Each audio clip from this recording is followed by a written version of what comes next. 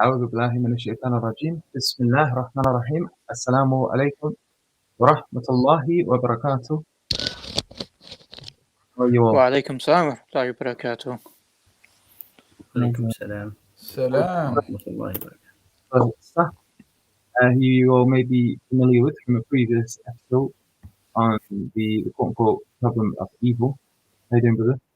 Alhamdulillah, I'm well. How's everyone? And thank you for joining us today as well. We understand you're a very busy man, so No, just Allah have barik for every moment you invest with us. No, Allah barik feekum.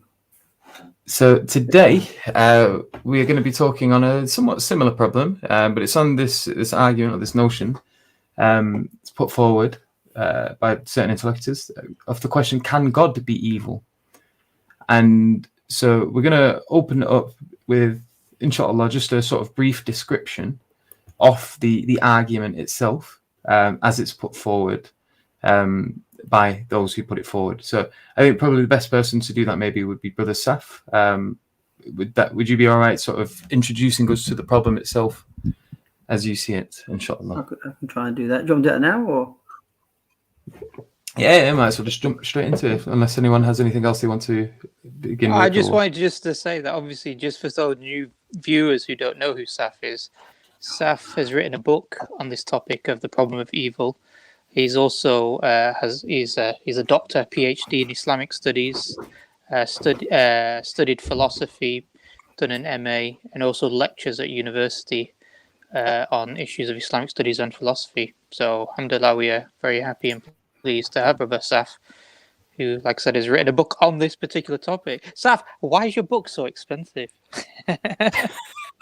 You know what? We don't have control over the pricing. It's the publishers have that right, but alhamdulillah, in a kind of sort of, if I can put a good slant on it, it's not as expensive as some of the hardbacks out there, which you've got to like remortgage your house to buy it if you have a house. Yeah. So it's so in that respect, I was happy at least it wasn't.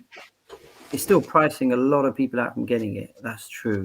Yeah. But you don't set the price. The reason why I mentioned we don't set the price and we don't get any money from it. So yeah. So the reason why I mention that is because I just want the audience to know when people look at the price and they think, oh my gosh, it's not Dr. Saf that's doing that. It's true.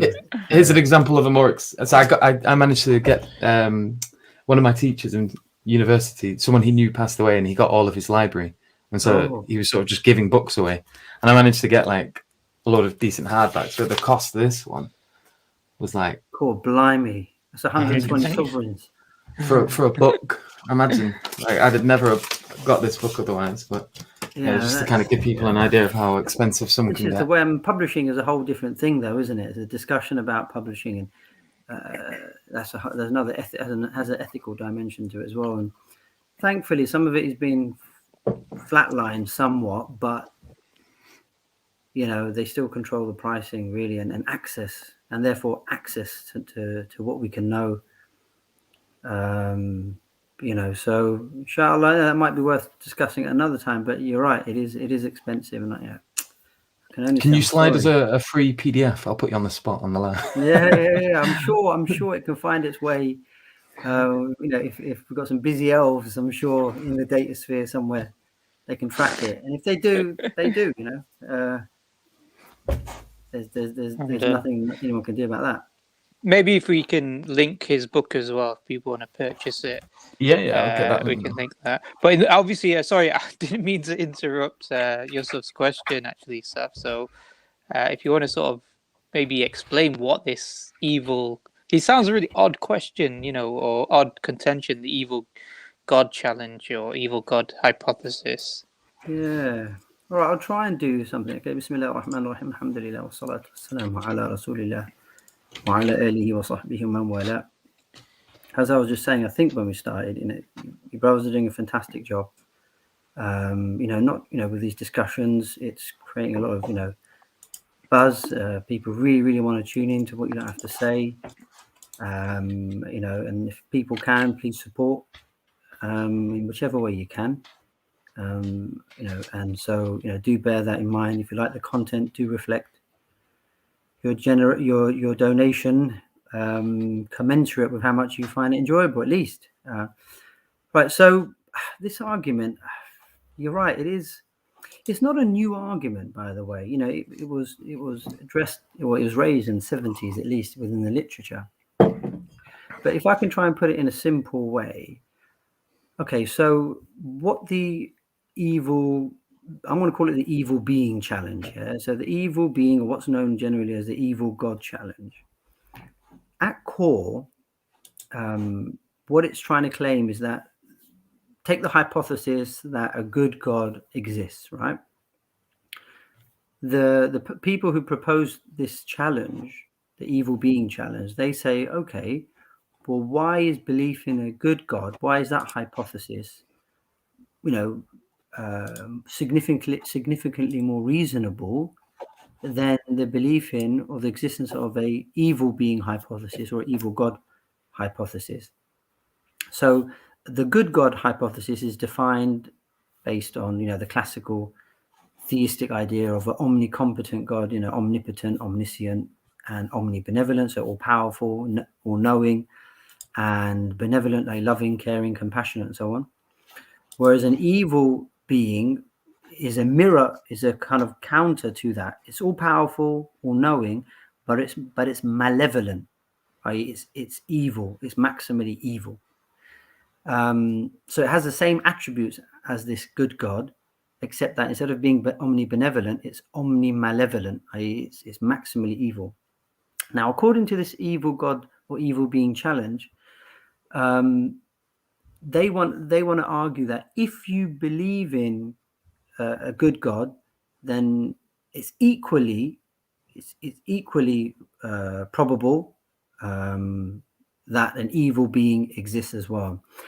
Now, how does this argument come about? So we've got to track back a bit, right? So the argument comes out of the general problem of evil. So if you remember, I'm sure our viewers would remember in our show, we talked about the problem of evil. And in the problem of evil, two formulations are the logical problem and the evidential problem. So the logical problem says evil is logically incompatible with the existence of an omnipotent, omniscient, and all-loving God. I.e., the two are contradictory. You can't have both statements. The statement that there exists a omnicompetent God and that there's evil in the world. They're logically contradictory. The other version, or the other type of problem of evil, is the evidential problem of evil, which says, okay, the existence of evil and this good God, this omnipotent, omniscient, and omnibenevolent God, they're not logically inconsistent, but you know what? It's highly likely that given evil, that this kind of being, this kind of good God, doesn't exist. You don't have good evidence against the existence of for the existence of God. So what the evil being challenge or the evil God challenge does is it says, okay, if we can show that the problem of evil, if a good God is compatible with the existence of evil, then it can be equally shown that an evil God is compatible with the existence of good. So it's a parody. Can you see? So the evil God challenge says that, okay, if you can show, just as you can show that evil and God are compatible, a good God are compatible, it can equally be shown that an evil God and good are compatible. So how do they show this? They show this through what's called the symmetry thesis. So the symmetry thesis is basically, look, the degree of reasonableness of the belief in or the existence of a good God is equally, or is the same as, the belief in the existence of an evil God. And whichever way or argument you bring to show that an evil God exists, it can be equally shown, a good God exists, it can be equally shown that an evil God exists. Now, one area in which this argument is applied is theodicies, i.e., people, though theists or believers who believe in God, and also accept that the evil is a reality, they try and explain the compatibility between these two realities or facts through theodicies or explanations for why evil exists. So classically, there are three main ones that are used in the literature. So you have the free will defense, which says, look, evil is compatible with God because God gave us free will for us to do good, but that free will can be used to also do morally vicious actions, i.e. bad actions or evil actions. Another theodicy, one explanation for evil, is that, look, God allows or permits evil in the world, or evil is required for our moral growth, i.e. The moral growth of our human character. We need it for character building. So through adversity, trials and tribulations and suffering, we become better and more like we inculcate qualities that are required for us to be better worshippers. A third theodicy is like probably what's called a greater good theodicy. And that says that, look, the suffering in this world that we have, maybe God permits it because in the afterlife, he's going to compensate it with eternal bliss and life in paradise. Now, what the proponents of the evil God challenge or the evil being challenge say is they now construct a parody or what they call a reverse symmetry, a reverse theodicy. They say, okay, just as you can use these theodicies to show that evil and a good God are compatible, we can flip these theodicies and show that an evil God and good are also compatible. So they would argue by flipping these theodicies and saying, okay, an evil God, the existence of an evil God and good are compatible. How? Well, we can explain the existence of good the following way. An evil God will give us free will in order for us to be evil, although the very same freedom can be used to do good, morally virtuous actions. Yeah, see how it's flipped. The second way is the second theodicy. So good will be required for us for the moral destruction of our character. So they would argue that we can show how good can be used to destroy us as moral beings. And thirdly, an evil being could allow good in the world in our lifetimes, but then compensate it by an eternal damnation in the afterlife. So can you see what's happening here? It's essentially an argument from parody. Whatever you can say about a good God, something equal can be said about an evil God existing. So it can be flipped. So that essentially is what the evil God challenge is. Based on that symmetry thesis. The symmetry thesis just says whatever you can, if it's reasonable to believe in a good God, it's equally reasonable to believe in an evil God. If it's absurd to believe in an evil God, it's equally absurd to believe in a good God. So what proponents of these arguments admit, and this is the key point, that there is no evil God. This is absurd. There's no such thing as an evil God. But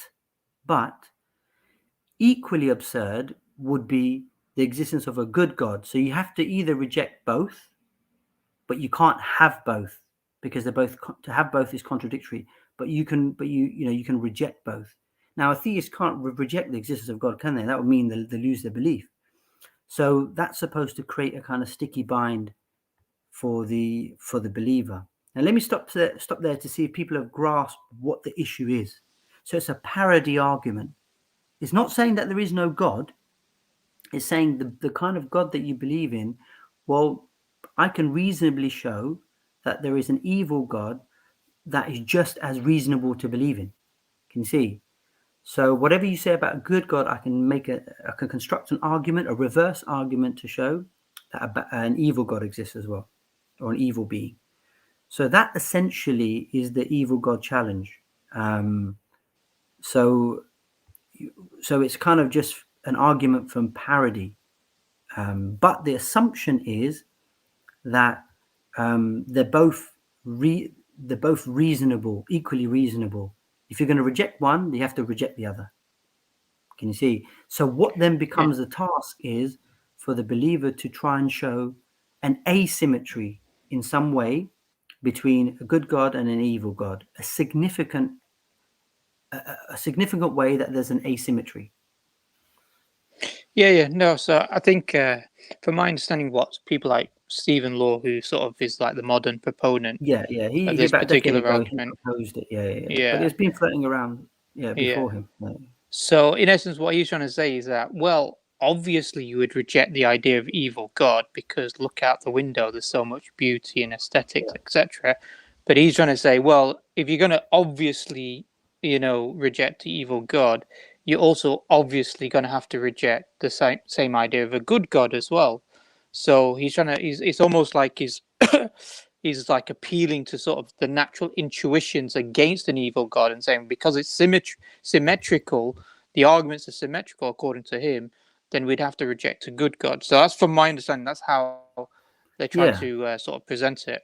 That's right. So if when we look at the world, if we're going to come to the conclusion that by looking at the world and all the evil that we see in the world still doesn't disprove that there's a good God that exists, or equally, he would say, when we look at the world, we can say that we can hypothetically say that the goodness in the world, is compatible with the existence of an evil being. So they're both equally probable, plausible to believe in. So that's the symmetry thesis. If believing in a good God is unreasonable, then equally unreasonable is belief in if belief in an evil God is unreasonable, then equally unreasonable is belief in a good God. So they want to make an equivalence or parity between both concepts of God. So if you reject one, you'd have to reject the other. So, do you mind if I ask you, what's the parody with regards to the afterlife? You might have mentioned it already. Oh, so if a good God allows evil in the world because a greater good will come, like paradise, so that you experience suffering in the world, because afterwards God will compensate you with a greater good, which is paradise or eternal bliss. What the malevolent being would do, the evil being, is that he will allow good in the world. Why would an evil being allow good? He's evil. Well, he may allow good to then punish you in the hereafter in eternal hell. Okay, but then within for example, the theistic paradigm, there is the existence of a paradise and a hell.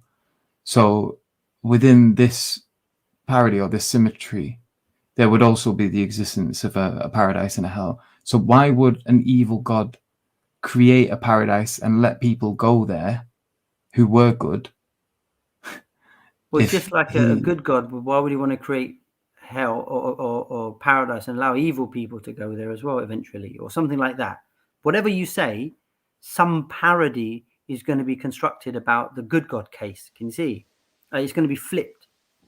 Yeah, no, I can see it can be flipped, but it doesn't seem to make sense from this parody. Like the whole thing sort of breaks down. Like if there is this perfectly evil God, there wouldn't be like motivation for a paradise and to allow good people in there. Right. So now, what you're going into now, Yusuf, is you're going into trying to show an asymmetry between a good God and an evil God. You're trying to show there's some dissimilarity. There's no equivalent. You're trying to show that there's no equivalence between the two, and all the believer has to show is there's a dissimilarity or an asymmetry between both concepts in order to disarm the argument. Can you see? So the argument is not a logically watertight argument. So it's not undermining belief in the existence of God. Can you see? So what it's trying to show is that, well, if it's unreasonable to believe in an evil God, well, it's equally unreasonable to believe in a good God, because whatever you can say about that, we can construct a parody to say about the evil God. So there's a symmetry between the two. And if there's a symmetry, then acceptance of one would mean acceptance of the other, or rejection of one would mean rejection of the other. Okay. So would there be any? The symmetry thesis is a crucial thing here. So the thing that needs to be shown is there an asymmetry? So would this be a good moment to sort of get into that and say, I guess, potential responses to the evil being argument, or do you still have a few more things to say with Oh regards no, to? that's the kind of basic way I can just reel it off the top of my head. I'm sure we can get nuanced formulations of it, but that's the kind of basic. If we had to boil it down, I think for people who probably may have feel lost in constructing the argument, think of it as an argument from parody. Okay. You say from the existence of evil, the existence of evil doesn't disprove God.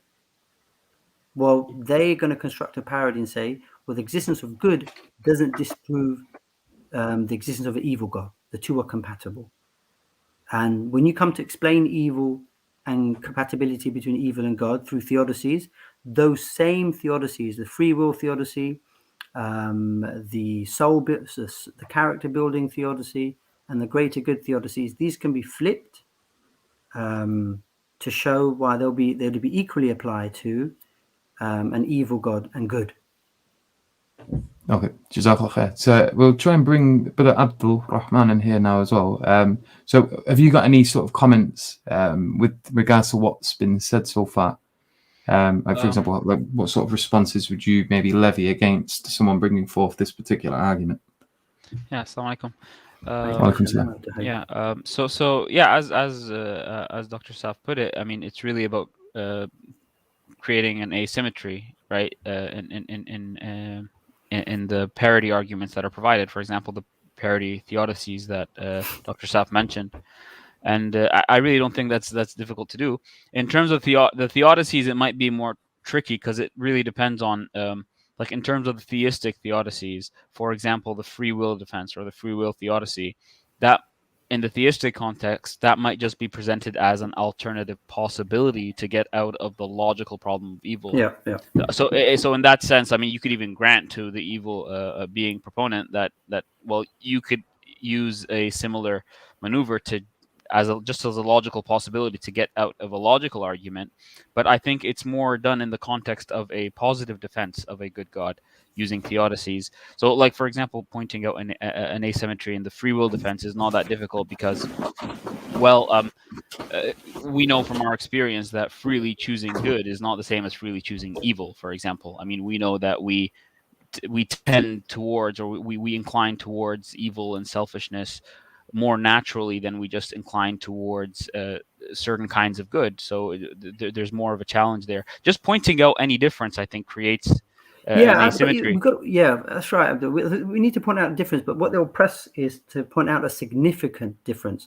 I mean, the other symmetry, the other dimension, symmetry dimensional aspect of symmetry is that the evil being challenge or the evil God challenge put by these proponents, whether they're called anti-theists, Mao-theists, whatever you want to call them, atheists, they will also want to say that the concept of an evil being and a concept of a good being are equivalent. Not only that, not only that, they would want to say that any arguments you bring for the existence of God, ontological, cosmological, teleological, whatever it might be, are equally apt to demonstrate the existence of an evil being, because natural theology doesn't point to the moral character of God; it just points to certain attributes. Well, we're going to clearly disagree, right? Because of course. So I think in terms of pointing out asymmetries in the theodicies, maybe they're a bit like weak or not as clear when you're talking about the cumulative case, right, which is natural theology, and how clearly I think that they're not on equal ground. For example, you've got the moral argument for the existence of God, and I think that one throws a wrench in this narrative that there is a symmetry, because I mean, we can talk about the moral argument, but I think it does point to God being the grounds of objective moral good, and I don't think you can parody it in terms of evil, but then also I mean, I think maybe you can talk about this later, but then even as far as cosmological arguments are concerned, contingency arguments and stuff, and God's independence, I think there's something from the evil God argument that would basically result in some kind of dependence, this evil being's dependence on creation in order to basically manifest any kind of evil. And this is related, of course, to the privation theory of evil. But yeah, so I think as far as like the cumulative case is concerned, it's just much easier to point asymmetries because of things like God's independence and obviously considering the nature of evil. And also the moral argument is a very strong one as well. And I don't know. I think you're. I saw in your notes you're going to talk about the epistemic concern as well, because I think the evil God argument does leave you with some kind of possible radical skepticism. That how do we know that this evil God that created us is gave us knowledge that is actually that actually does correspond to reality? How do we know that our the mathematical truths that we think we know and the logical truths are actually true, as opposed to in the case of a good God, where he created us and we would expect the knowledge that we have to be like vertical. So I guess from like an overall angle, it's just, for me, I think it's easy to point out certain asymmetries, and Dr. Saf can elaborate on that, inshallah. Inshallah. Yeah, so just to kind of, because we mentioned the paradise one, and if we go into that, I think it makes quite a clear asymmetry pretty easily. Like, so for example, you would say, well, there is a good reason why a good God would create a hellfire. That is because of this concept of justice. Evil people should go to the hellfire. And when you flip that and you talk about the evil God, it's like, well, why would he create the paradise? Because injustice is important, and therefore you should send good people to paradise. So this, although there be a coherence with the I think Yusuf is breaking up, or is that just me? Oh right, yeah, I think Yusuf is breaking up. Yusuf, you're breaking up a bit. Yeah, it's breaking up. Okay, for me. But I don't think when they argue for an evil being, they don't believe that there is paradise, do they? They don't really posit that. They just say that you live an evil life, and then you go to hellfire, and then you have eternity of evil. But then there is no paradise. They don't posit that. One of the tricky things with this challenge is, of course, from the side of the proponent. So let's just take, if you want to take Stephen Law as the Dr. Stephen Law's sort of formulation, some of it has to be fleshed out, because one of the issues with this argument, of course, as we'll see, the theistic side's fleshed out because you've got data from, natural theology, from revelation that tells you, that informs you the kind of being and character this God is, this creator is, whether it's from the Quran al-Kareem or whatever other religious scriptures. So that on the theist side is filled out. But on the evil God side, I know, they have identical attributes, absolute power and knowledge, except for benevolence, they have malevolence. But then, certain axioms have to be delineated, because if they don't, then, weaknesses show, and then those weaknesses can be exploited to then undermine the argument. And I think that's where the maneuvers can be made. You see, exploit the ambiguity as well, or the lack of information on that side. Yeah, Jake's been a bit quiet. That always worries me. No, I'm just listening. Yeah, I kind of struggle why. I mean, I understand the argument as far as what Saf is saying about symmetry and so on, but I mean, if you're not really convinced or don't think the arguments for a necessary being or any of these other things are really good, then what's sort of the point of it? I mean, I understand it's a hypothetical, but I don't know. I'm with you. With you, bro. I'm with you on that one. I mean, yeah, you don't have to follow a rabbit down every rabbit hole. You really don't. I mean, I'm not saying that those who take this challenge, believers or not, I'm not trying to undermine the seriousness of it for them. It clearly is. But it's a question, I get asked all the time when it comes to the problem of evil. Have you addressed this? I haven't addressed it in my book at all. But,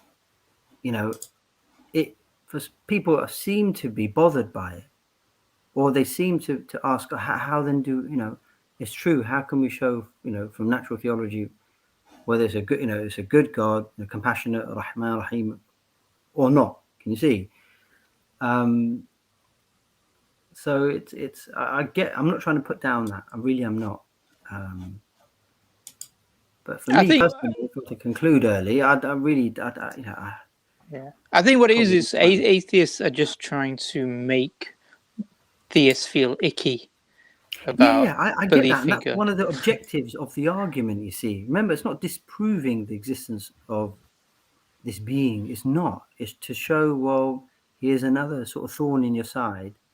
Really, can you believe in this? Is it if it's reasonable to believe in this God, then it's equally reasonable to believe in its opposite. Yeah, I just want to add something, because I think Stephen Law himself, he kind of depends on the idea that arguments for God's existence aren't very good, which kind of seems to beg the question a little bit, because clearly we think the arguments for God's existence are very good, and I think the reason he does depend on this is because, well, if the arguments for the existence of God are good, and I think he does acknowledge that there do seem to be objective moral facts about reality. It's a seeming, and what he says actually in his denial of the existence of God is, just because it seems to be good, just because there seem to be objective moral facts, it doesn't mean that there are. But the critical point here is that he thinks that there do seem to be objective moral facts, and he has to rely on his assumption or his belief that the arguments for the existence of God are poor in order to say, well, since they don't work, then there are just seemingly objective moral facts, but they're in reality are not. And if we flip that over and we come from a theistic perspective, where we clearly believe that arguments for the existence of God are very good and quite conclusive, then the seeming of objective moral values just becomes much more than a seeming at this point, and the moral argument for God's existence suddenly becomes much more plausible than it would have been in the absence of these arguments from natural theology. So I think the moral argument alone, just sort of makes the whole challenge really crumble in consideration of the fact that the arguments for the existence of God are good. So I think I think he relies on this idea that let's put arguments for the existence of God and against the existence of God or denying them, like the atheist and theist position, let's put them on a level playing field, and from there let's do this hypothesis of an evil God. But then that kind of begs the question, because we don't agree that they're on a level playing field, and we believe that arguments for the existence of God are very compelling, and I think most of them cannot be parodied. Some of them can, but most of them cannot be parodied using this evil God challenge. Saf, can you really quickly, without going into the details of each of the arguments, but could you just list the types of responses to this evil being challenge? Well, I guess a number of lines of attacks can be made to this evil God challenge. You could begin to attack the notion of an evil being itself, an evil God. So it's metaphysics, that it's nature. It's attack the notion itself to show that it's incoherent.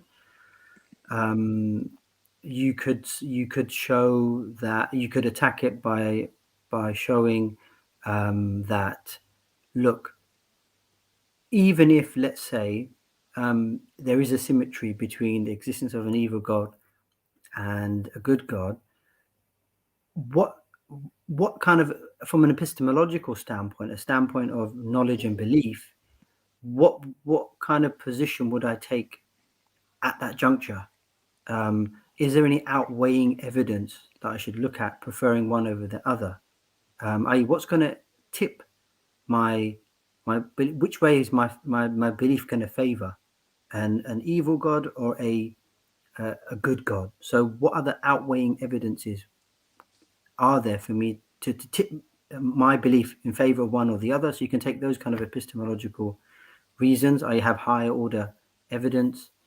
You could also attack what kind of assumptions are being made in the argument, like what notion of evil is being used, for example. What kind of notion of evil does this argument or challenge rely on? You could take another approach. You could take is to show, okay, there are independent, I think it's what Abdul was just mentioning, there are independent arguments to show why there is a belief in a transcendent cause or creator of all reality, independent of this particular challenge, which is an evidential challenge anyway. So one, it's not a malignant challenge, i.e. it's not showing a logical contradiction. So so in that sense, it could be innocuous, if we can use that word. And the fourth one you could say is, and I don't know if Jake, if you were hinting at that, and maybe I was agreeing though, if my sensation was right, is just have an indifferent to it, just avoid the argument. So what? It doesn't, it's not, even if one was to accept the challenge. I'm not saying we should. I'm not saying anyone should, and there's no reason to. It still doesn't disprove anything about God and his existence and character and so on, because they can be established via other independent arguments, hence natural theology, scripture, and things like that. So you can be indifferent to it, so it doesn't really bother me. Even if I do concede, it doesn't disprove anything about God and his character, because I can establish that for independent evidence. The other one is to avoid it. That's another sort of response, just to avoid the argument. Why? Because this kind of argument relies on heavy speculation about the nature of this malevolent being and what its psychology is and what its motivations, desires, attitudes, and so on are. And that takes the mind into a realm of speculation that just becomes more and more fanciful and really, really beyond, as I've sensed it from some of the literature, just beyond any kind of practical or reality sense. The other thing as well I find is that why avoiding might be a good option is often whatever response you give, the Maltheist or the atheist or whoever the proponent of the challenge is always going to tailor some kind of response ad hoc to your response. So it just becomes tit for tat, and it almost borders on like shifting the goalpost sort of thing. So, or turning the tables. You're just turning the tables and going round and round and round and round. So those are some of the responses. So one, to show that the idea of a malevolent being, a maximally malevolent being, is incoherent. To problematize the assumptions that the challenge has. To have epistemic positions. Which belief should I favor if both of them are reasonable? And fourthly, being indifferent to it or avoiding it. So those, I think, there are probably more, but those I feel are some of the major ways or maneuvers one can take. Well, I can think of one more as well. So, say for example, sorry, somebody in the chat is saying another response can be appealing to revelation, and I think he's right. Yeah, that's exactly what I was going to say. Yeah, we said that. Yeah. We said that we can appeal to independent information, which is natural theology or scripture. Yeah. Revelation. Yeah, so that, I mean, that's really the idea, because the challenge really assumes that they are on equal playing grounds and that we don't have independent reasons. And for me, and maybe Dr. Saf can go into this one, I think one of the best defeaters for this challenge, aside from the epistemic point, which is I think the strongest, is the idea that an evil God would be dependent. Because when you talk about evil and privation, you can see how good is a natural untouched state of things, and evil is a privation of that. And you could see that you can't really be inherently evil, in the sense that, well, if God existed alone, well, in what sense could he be evil, right? Like so we want to say that there is a possible world where God exists alone, and if you say that, I mean, in what sense is he maximally evil? You can be maximally good in the sense that, something that's untouched or neutral can be good. It doesn't have to be like there doesn't have to be positive activity in order for goodness to exist, but you require positive activity in order for evil to exist. So if God existed alone, in what sense would he be evil? He would need to actualize something in order for his evil to manifest. And that just makes God dependent on the existence of something. He couldn't be maximally evil unless he actualizes something in order to basically manifest that evil and make it utilized in some kind of way. Yeah, now what you're doing is you're going into the maneuver of attacking the concept of an evil being or an evil God, a maximally malevolent being. So an evil God if it's maximally evil, that's what we're assuming, right? That's the hypothesis. Needs to create other creatures in order to maximize their evil, right? Because and because it needs others to manifest that evil, and it does so based on, we would say, I guess, fulfill some kind of selfish end, because a malevolent being would be selfish, right? It's ego oriented, or self-regarding.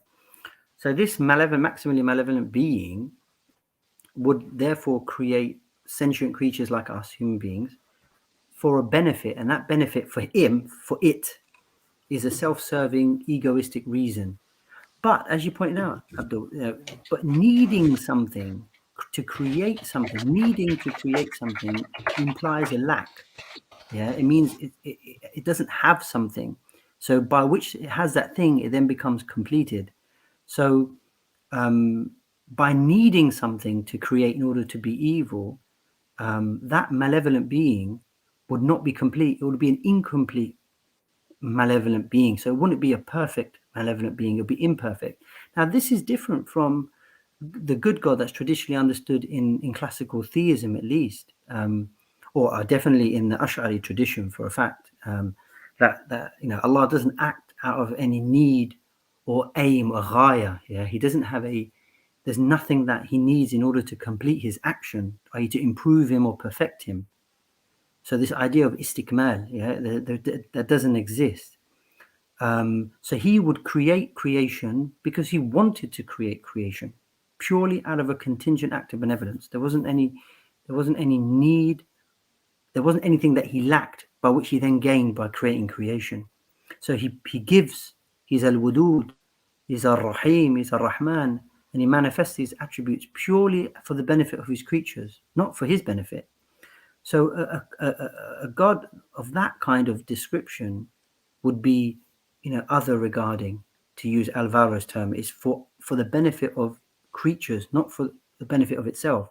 So that would mean He doesn't need anything to perfect Him. So He creates a world not out of a need, but to benefit His creation and to exemplify His attributes of being loving, merciful, compassionate. Whereas a malevolent being is in need of creating something in order to manifest his evilness. So there's an asymmetry there. So that's one way of showing an asymmetry within an incoherent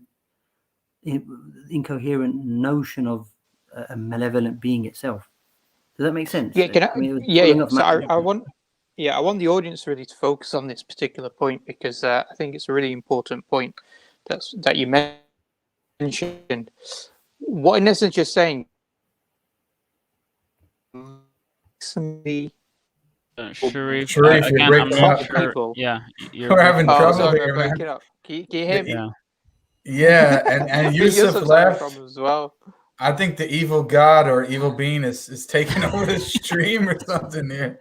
Shaitan. Yeah. Shaitan, the evil being. Yeah, no, but I just want the audience really to focus on what Saf just said, because in essence, what we're saying is that a maximally evil being itself is incoherent. Yeah, I think firstly we have to have an understanding when somebody says, "Oh, a maximally evil being." Well, okay, what do you mean by evil? Yeah, so if you mean by evil maximally, seeking out suffering for something external, or doing it because this being absolutely wants to feel the evil around, then what you're saying, Saf, is that it's not outward. This expression of evil it doesn't require an outward expression in essence. It's inward, because this being can just be self-hating maximally. Yeah. In that sense, why would this being create other beings in order to then experience evil when it can experience evil inwardly, being maximally self-hating, if you want to define evil in that way? And then you said, but a maximally good being explains why we would see creatures, because a maximally good being is something that it seeks an outward expression, or would contingently create outwardly out of its love and mercy. Yeah, because it doesn't just maximally love itself, but also has this opportunity to go out there and love other things. So you have this problem when people posit a maximum evil being, is that why do you can't account for creation? Now you have a problem accounting for creation, yeah. Whereas under a maximally good being, you can account for creation. And I think also there's another thing that maybe you can discuss, or the other guys as well can mention as well, is how do they understand the term evil? Are they looking at evil as something which is a denigration of the good or the corruption of the good, some sort of privation, or are they seeing evil in another way? Well, Can I just say one thing? Because I want to advocate on the side of the evil being for a second. I think that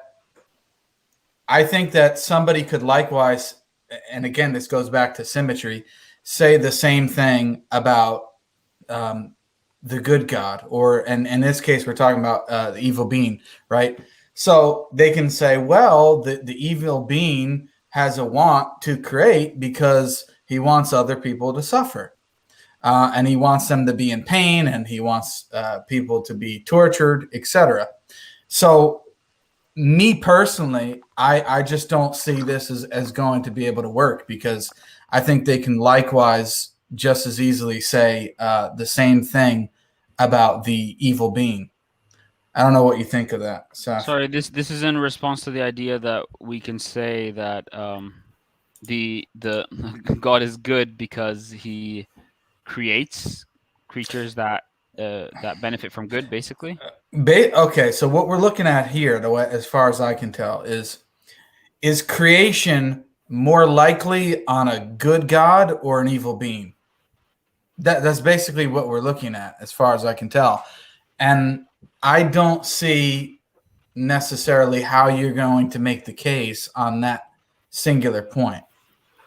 No, I think what the incoherency argument is trying to show here, I think, Jake, and chime in, what it's trying to show is that, okay, if you're going to attack the concept of a malevolent being, then one way you can attack it is to say, okay, how do you show an asymmetry between a maximally good being and a maximally malevolent being? Here's one way. A maximally malevolent or evil being will need to create others in order to show and manifest that evil. So in order to maximize evil, I get that, but Sharif was making a slightly different point. So there's two different points. That in virtue of him being evil, he would need to create something, which then therefore would mean that he's dependent, which means he's, in that sense, then he's not going to be maximal, because one of the other attributes that we considered that were already agreed upon is that he's independent and he doesn't need anything, right? So that's the one argument. Yeah. And then Sharif is saying a different argument is which the self-hating argument. Yeah. Though to me, those are two different things. So I was dealing with the other self-hating one. Now on this point, I think, again, advocating for the evil being here is that the issue that you're going to have then is, on the one hand, if you on the argument that you're giving of him being evil, so therefore he's more likely, or he sort of needs to create, and in virtue of that makes him dependent, then that also someone could argue it makes creation more likely. And so in virtue of the fact that we have creation, that's actually evidence in support of the evil being over the good God, who seems to be less likely to create in virtue of the fact that he doesn't need creation. But it still makes him dependent, right? So you agree that it would make him dependent if he created the evil God. He doesn't have a great making property. If he's dependent, he's imperfect. He doesn't have a great making property, whereas perfection is a great making property, right? So on which one would I want to choose now? If a being who has creation over a being who doesn't have creation, but the being who doesn't have creation has the great making property of being perfect. Yeah, but then like I'm saying, they could simply make the move, and they would have to at this point say that, well, in virtue of the fact that we have creation, it's more likely that the being is evil, and so they'll bite the bullet on this dependency thing and but then I've got a significant asymmetry now, though. Yeah. I've now generated a significant asymmetry because it's to do with a property. Yeah, but I think that they have as well, though. That's what I'm trying to say. Because on the How one would it hand, be more significant, though, because if you not have a great making property. Well, but that's the point. your is being okay. So let me think of it this way. On the one hand, about this being dependent, the evil being. Okay, he's dependent.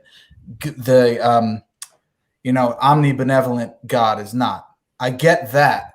But I'm saying if you're taking data points and you're looking at creation and you're saying in virtue of the evil being sort of creating, it's almost as if he's more likely to create. So I'm then taking the data point of creation existing is also more likely on the evil being hypothesis. But the problem is they want to grant stuff like cosmological arguments because they want what they want to do is they want to parody these arguments. So the idea is like if a cosmological or any form of cosmological argument gets us to an independent being, they want to maintain that and parody that argument with the only difference of plugging in an evil character, right, and maximal evil character. So if they give up the independence, then suddenly we have a very, as Dr. Saf put it, we have a very, very significant asymmetry because they're not parodying the arguments anymore. They want to grant those arguments that they think don't imply anything moral, are basically amoral in nature. Yeah, I get all that. I get all that, but I'm trying to push back and try to make a response to that. Yeah. But even if you concede that and say creation, but this malevolent being, because it creates, that must be a significantly a better thing than a omnibenevolent being that doesn't create. Surely the first is better, the former is better than the latter. But at what cost, though? At a cost of losing a great making property. So there you got the significant asymmetry you're looking for. But even if, let's say, the evil being, you concede there, it doesn't matter. You can go on to construct more incoherencies in the notion of an evil being. Can you see? There's not just the only argument available. There are more to show what the concept itself is incoherent. Yeah. I'm just saying. I'm just saying. To me, if I can make the claim that, well, the evil being, he sort of needs to create, I don't see why somebody couldn't make the same claim about the good God. Because wouldn't you say the same? Jay? Because he's more likely because and as you may or may not know, I mean, Saf, I'm sure this is familiar, that people actually argue based on this account that because God is good and is merciful, that it's almost as if he creates out of necessity because he wants to share that mercy and that goodness. And there are people that actually have that theology. So I'm saying, but I don't see how they couldn't say the same thing. Don't you think the same would apply to, like, you know how we critique ideas about, like, let's say divine simplicity and stuff, like models of God where creation is necessary? But then you'd have to make a parity, right? And say the evil God is also a God that has to create out of necessity, because you have to have parity, right? Yeah, but I'm saying the parity would apply because now the good God is also dependent. But for divine simplicity, for example, so you have this situation as well. So a divine simplicitist can tell you that, well, hey, it's more likely on divine simplicity that you have creation. But the thing is, no, you're not getting me. I'm saying, okay, so what's the reason why the evil God has to create? Because he couldn't manifest. I mean, how can you exist alone and be evil without manifesting your evil? You can have an inherent good. Thinking evil thoughts. Yeah, that's the thing. So I think this argument, Jake, I think it would depend, and Dr. Saf can elaborate on the privation theory of But what I mean is, even if this is what I'm saying, even if you say, okay, he doesn't need to create, this evil being doesn't need to create, that's fine. But even if this malevolent being, self-reflects and self-hates itself, Yeah. Yeah. Because that's what he would have to do, right? His evil is an expression of hate, right? It's not love. He doesn't self-love. He doesn't have any values. He has disvalues, or it has disvalues. Well, that is even worse, because what that will do is that will lead to a kind of being who is supremely worthless, self-hating being. And what we would say, the entailment of a supremely worthless, self-hating being is to fluff itself out of existence. Self-hatred should lead to its own self-destruction. That's the kind of incoherency we get led to by having that kind of concept. But you can't say that about a supremely good God. Can you see a being that's a grounding of all good? You can't get any entailment from that, from an idea of a supremely good being. Yeah, but I don't think it's going to work. And that to me is significant asymmetry. That's significant asymmetry. A supremely worthless being should result in its own self-annihilation.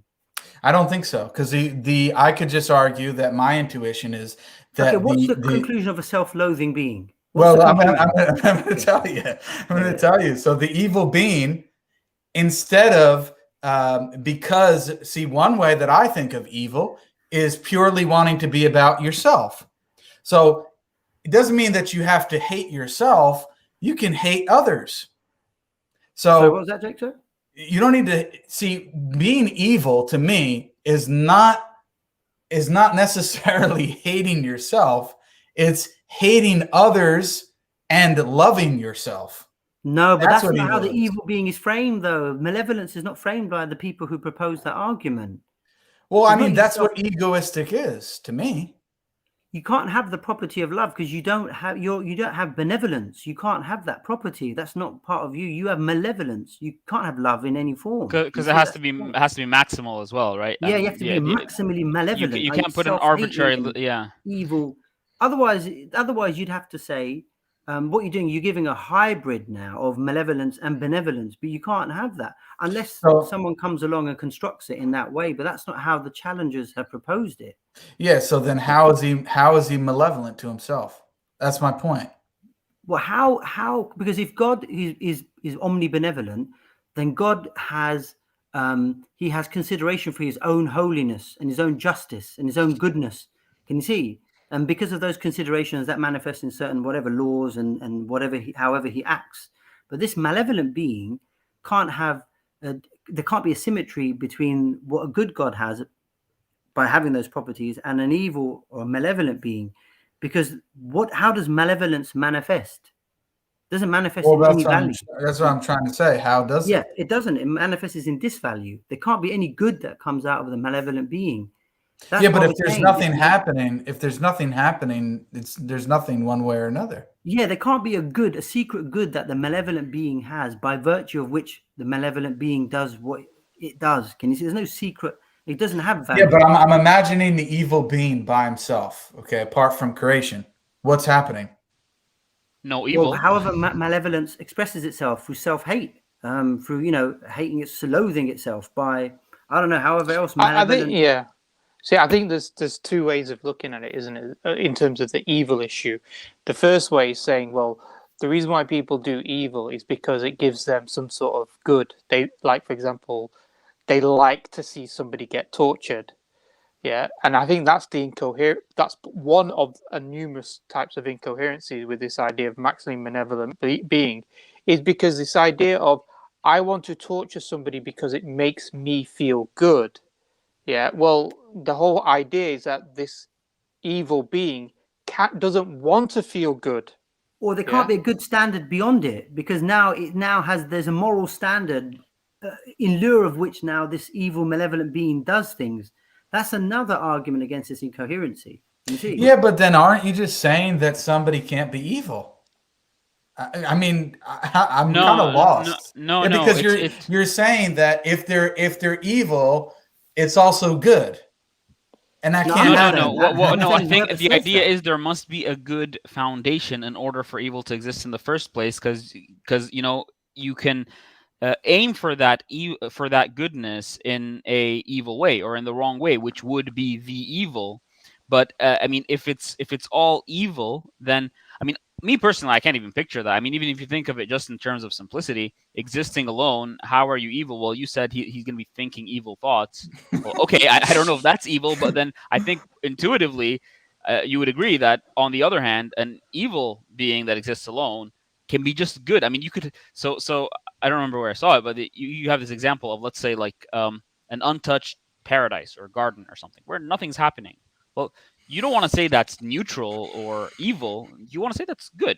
It's good, right? Where nothing is happening. So you can, and just intuitively speaking, you can picture of an inherent, untouched, inactive good, but an inherent, untouched, inactive evil. Just I don't know what it's. Yeah, I agree. It doesn't make sense. I think there needs to be some kind of activity in order for there to be evil. I mean, you can't say Megatron or Skeletor, like, they act out of some kind of, secret moral standard. Yeah, the evil that they do is because in lieu of some greater good.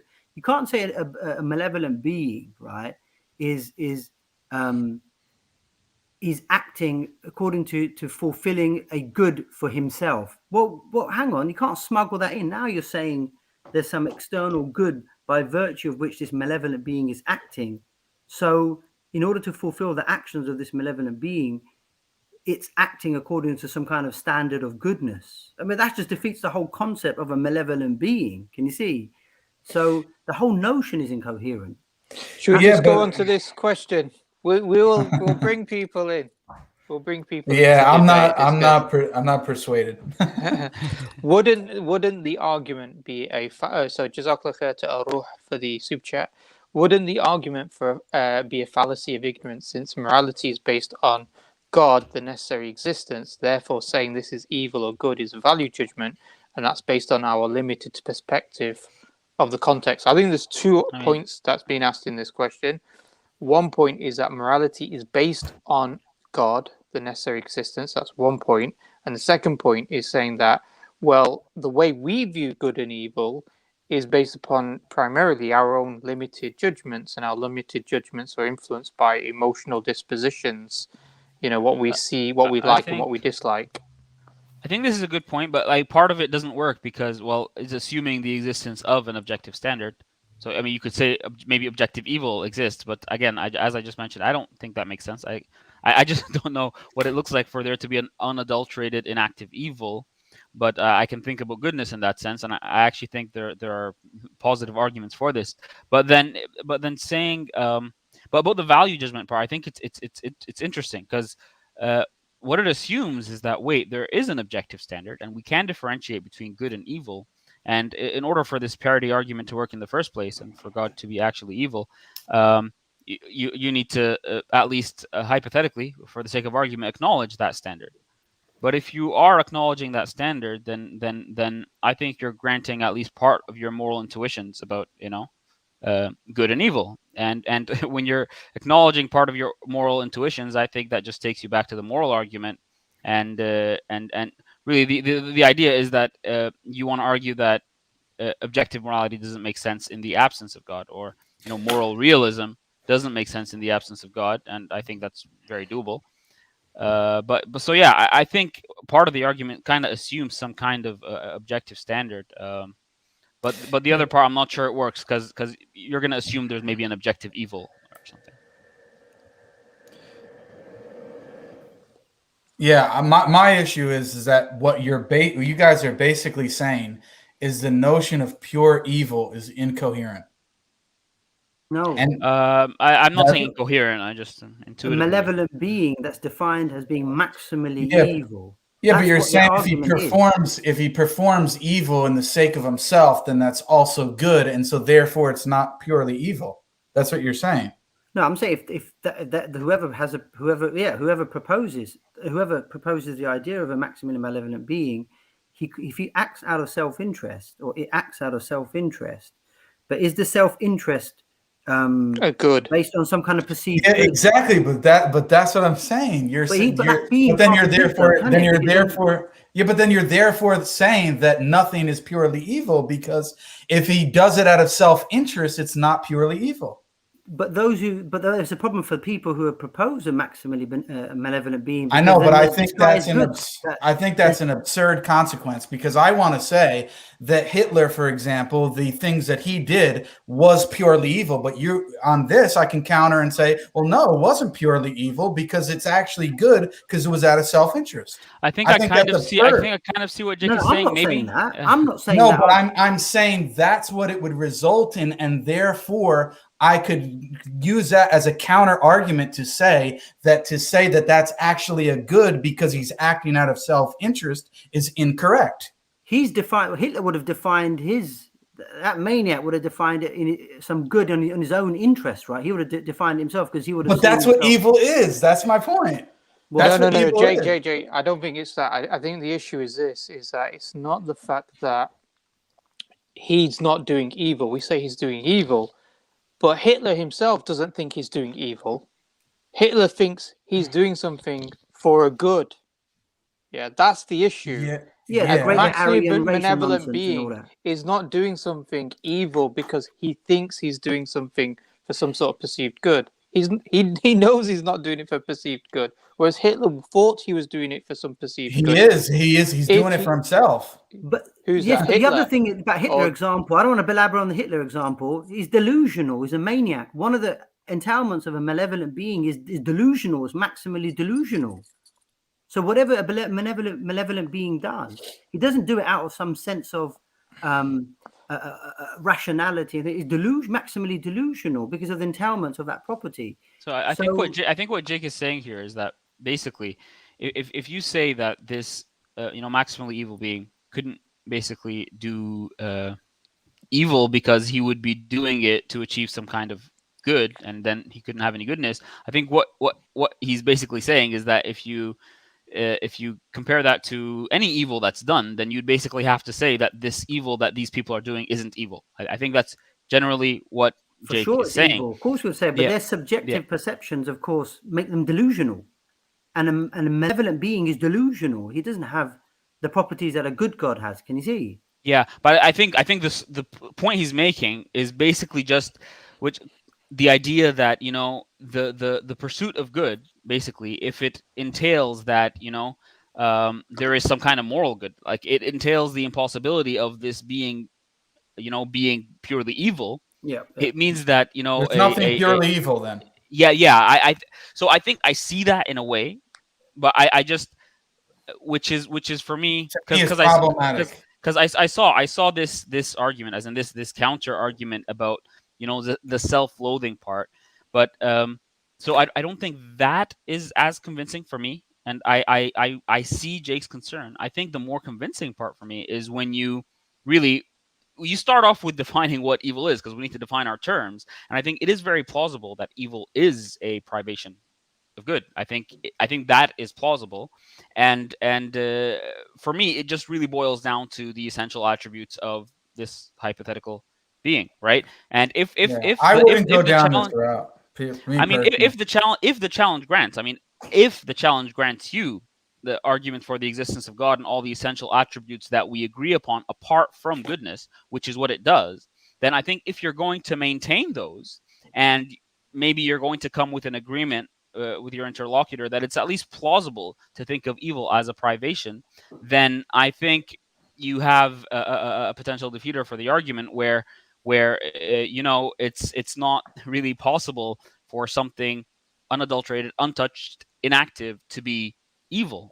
But it is possible for something untouched in its inherent state of however it existed eternally. Why can't he use the reverse? Why can't he use the reverse argument? Yeah, because here we're appealing to intuitions, because that's what I told you. So picture an untouched paradise or garden.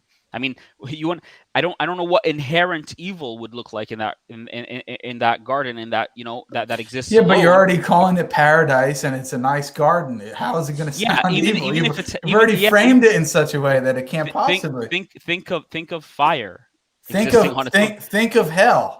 That sounds like inherent evil. Yeah, but there's gonna be activity there. I'm thinking of an inactive state, right? I'm thinking of a state that's just inactive. Just like think of a static state. I don't know how I can. I'm thinking of an evil God pondering all the different ways from eternity past that he could torture the most amount of people.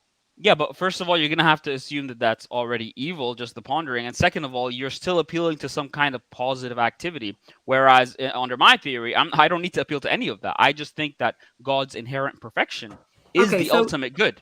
Okay, so, I don't need to posit any kind of activity. So on a malevolent being view, do you think a inactive malevolent being is less malevolent than an active malevolent being?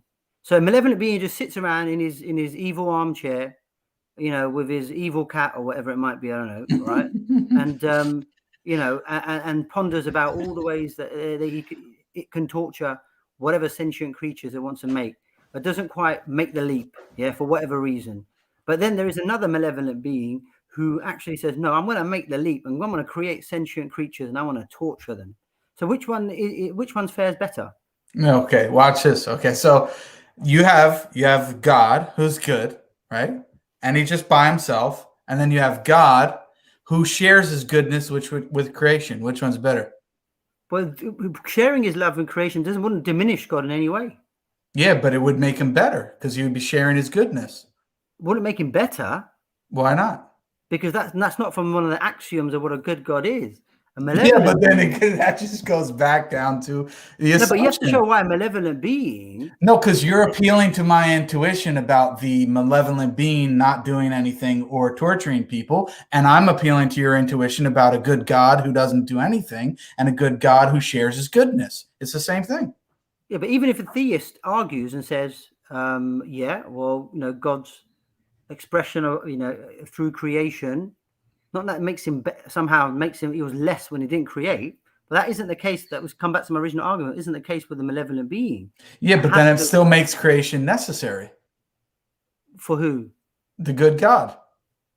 Not necessarily. No, the God contingently creates creation to express his love and care and compassion and mercy. And I'll say the same thing about the evil being. What? He does it contingently. How can his malevolence be expressed then? If how is it going to be expressed? Yeah, but then we're back to square one about him thinking, and the same thing with the good God. Me personally, my approach to this whole discussion would be, hey, listen, buddy, are you really convinced with the arguments for the necessary being and that God exists? No, you're not? Okay, then let's talk about that. Until then, I have no reason to even discuss this with an atheist.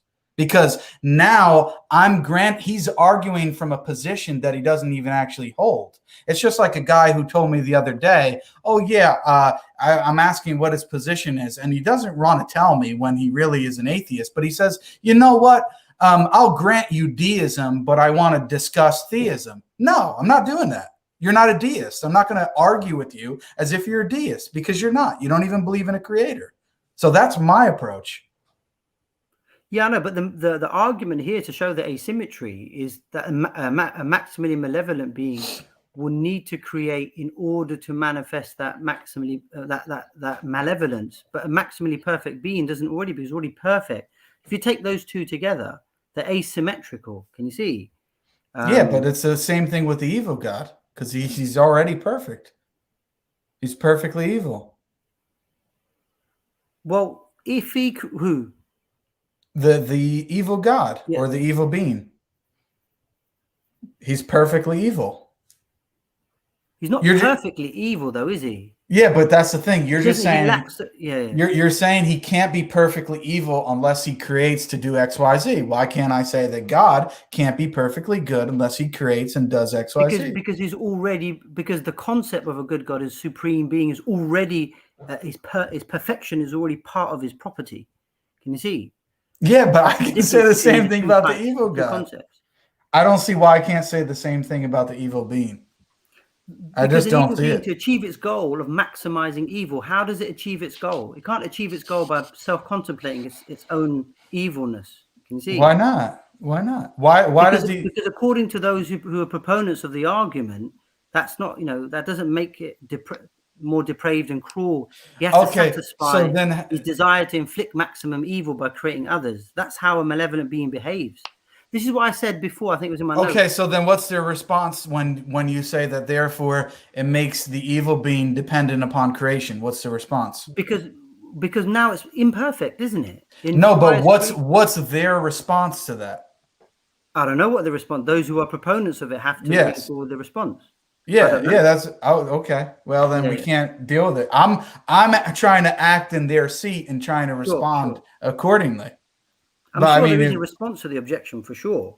But I think obviously these are just one lines of the argument. I think we listed out a number of lines of the argument. I think one of the things that Abdurrahman and also Saf mentioned earlier was about the argument for, revelation, the argument for morality, which becomes more plausible if we accept a necessary being. So how do you ground morality? It doesn't make sense to be able to ground good when you accept a necessary being if you believe that there's a malevolent being. Makes no sense. Similarly, how do you ground truth and logic upon a malevolent being? Again, it doesn't seem to make any sense. If you have that. So I think there's a number of lines in terms of the arguments that even if somebody doesn't necessarily see one line of argument necessarily as a good line of argument, there's a number of other points that when you add them together, you're going to come to this picture. But also, I tend to also agree to a certain extent in terms of Jake, because I recently asked. No, I take Jake's point. Yeah, for sure. Yeah, I got this question myself, which was that somebody said, well, he was an atheist, and he said, well, how do you disprove an evil God? And I'm like, well, firstly, let's not talk about the properties of a necessary being. Let's talk about whether the necessary being exists in the first place, because I think it's sort of an escape route that atheists use to say, look, evil God. And it's like, well, yeah, but you don't believe in God. So really you need to go back to the first stage of the argument to a certain extent. I think there's a super chat as well, by the way. Sorry, really quickly. Allah subhanahu wa ta'ala wants people to reach him through his attributes willingly. Would an evil God care how people reach him, his evil attributes? Well, his malevolence, he wouldn't care about because he's not a supremely he's not a being that is, supremely good. He's a supremely worthless being. Can you see? So what would a worthless being do with notions of worthiness and things like that? Can you see? So that's one of the entailments of being an evil being. You're not the supremely good being, are you? That's the good God. You're supremely worthless. I think this point generally relates to the epistemic consideration because so it boils down to then one of the maneuvers who says epistemic. Okay, so based on your own whatever previous experience, intuitions, on if you think they're both on a par, an evil being and a good being, epistemically, what favors you, what type of being favors you, or do you think what type of being, what evidence tilts in favor of one over the other? Can you see? And that could be considerations to do with, for example, pragmatic reasons. It could be evidential reasons. So those who feel that they're at a junction of, I'm not sure which being is more worthy of my worship, a supremely worthless being, malevolent evil, or a supremely good, as ground of all goodness and beauty and compassion and love and care, all that kind of stuff. So all values. So I'm not sure whether to worship or submit to a being that embodies all disvalues or a being that embodies all values. Here are other epistemic factors. And brother Muhammad Huzaifa comment as well. Second good comment from this brother. The Pascal's wager is also a very good consideration because no matter what you do, no matter what you do in the case of an evil God, really doesn't matter. But if God is good, it does. That's the pragmatic, the epistemic encroachment view in epistemology. Where you think of pragmatic, we think of reasons other than evidence only to justify your belief in certain things. So there could be pragmatic factors that you consider. There might be things practically at stake for you as an epistemic subject, not just truth-related factors and reliability. And that's called the epistemic encroachment, pragmatic encroachment view. Yeah, I think we should probably go to the first guest. Yusuf, Yeah, no can't hear you. Yeah, I'll bring them on now. So first guest we have is TJump. Hello, TJump. Hey, how's it going, guys? Can you guys hear me? Not bad. How are you? Yeah. Hey, perfectly. Good. So I've been listening to your whole conversation. I think that Jake had made some really great points. I think his representation of the evil God was spot on, because you can say that the evil God, who is perfectly evil, wants to instantiate that evil as much as possible, and destroying himself wouldn't do that. If he just destroyed himself, then there would be no evil anymore. And he wants to have the most evil, so he would want himself to suffer and as many other beings to suffer, presumably, as possible. So the evil being would not destroy himself any more than the God being. Like, you just parody that. If you thought that was what evil was, you could just say perfect goodness would only be the God loving himself and not creating anything. But obviously you would disagree with that being the definition of goodness. And so we could just say, well, no, perfect evilness, he wouldn't destroy himself either. So it seems like the perfect evil being could answer all the things you just mentioned and perfectly exist and explain other beings and have a reason to create other beings just fine. I think it answers that single point. I agree with you. He wouldn't necessarily destroy himself. I don't think it answers the other points. Yeah. So I think, the fact that he would destroy himself, I don't find that compelling. But I don't. It's a possible entailment of maximal self-loathing. It's possible. That's all I have to show to create an asymmetry, and then you can counter. That's fine. Then we get tit for tat. That's fine. Yeah. But I only have to show it's possible. It's conceivable from an entailment. If we're going to take, if we're going to axiomatically lay out the entailments of maximal malevolence, if you're self-hater, clearly, you have no values if you're a maximally malevolent being. One of the possible entailments, self-loathing, from what we observe in the world with self-loathing human creatures, is, unfortunately, some people take their lives. Sure. So, but I could say the same thing. It's possible that the entailment of perfect goodness is that he loves himself so much that he'd only ever create versions of himself that are perfect. That's also a possible thing, and so it would equally refute the good God. What's also a possible thing, sorry? So just like you said, it's a possible entailment that a perfectly evil God would destroy himself. It's a possible entailment of a perfectly good God that he would only love himself, or only love or create himself and versions of himself, things that are perfectly perfect.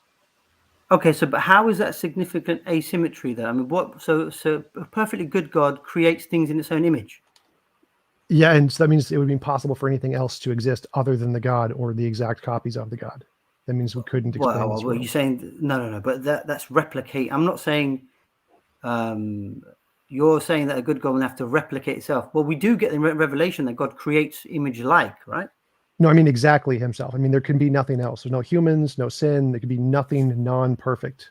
God is, it is logically possible. It is a possible entailment that a perfectly good being would never create anything other than perfection. It's not. You could say it's not a logical entailment that whatever he creates, it has to be perfect. Right, but it's a possibility, and that's what you said. All you have to do is go with the possibility. Yeah. But what's problematic about that, though? That would mean that our world doesn't exist. So that would be the problem. So if you want to say that, you take the best possible worldview. I mean, there's ways of going tit for tat. Well, no. So I mean, like, your argument is that it's possible that an evil God would destroy himself, and if he did, well, then obviously there wouldn't be a world as an entailment. Yeah. But so obviously we can say, okay, that's not the correct interpretation, but we can say there's other possible interpretations of what an evil God would be like, which would be one that doesn't destroy himself. And that would explain everything we see just fine. So just like you could say that there are possible good gods that wouldn't create the world. Well, obviously they don't exist because we have the world. So there's also possible good gods that would create the world. And so we would have to eliminate both of the impossible gods on both spectrums. And so it would still be a perfect parity. It would still work equally as well for the evil God as the good God. Yep. But you'd have a problem in terms of a good God creating another good God, wouldn't you, TJump? Not really. Replica God, yeah, of course. Yeah, we'd say it's a logical impossibility. You can't have. You can't have. Making godlike creations. I mean, it wouldn't make a difference to the argument if you wanted to say it was possible. The guy could just have himself and only himself in a universe, and that'd be fine too. But that's different argument, though, isn't it? Well, so you're saying that can God create another God? That we'd say that's logical impossibility. No. Because by definition, a God would have to be independent, and you can't. But that's not what you said, right? The transference of independence. What did you say? You said God creates other godlike creatures. I would say God loves himself, so he would only create, if he created anything, he would create things equally as good himself. as himself. He replicate Yeah. himself. Yeah, if that was possible. If it's not possible, that's fine too. It would still not change. It would still be a parody. It would work both ways, so that wouldn't change anything. No, but that's not a possibility, though. You can't have a possibility of God creating another God. Sharif, You think that's a possibility? Sharif, I can just grant that, and it's still a parody argument. So whether or not it's possible doesn't make a difference to the argument.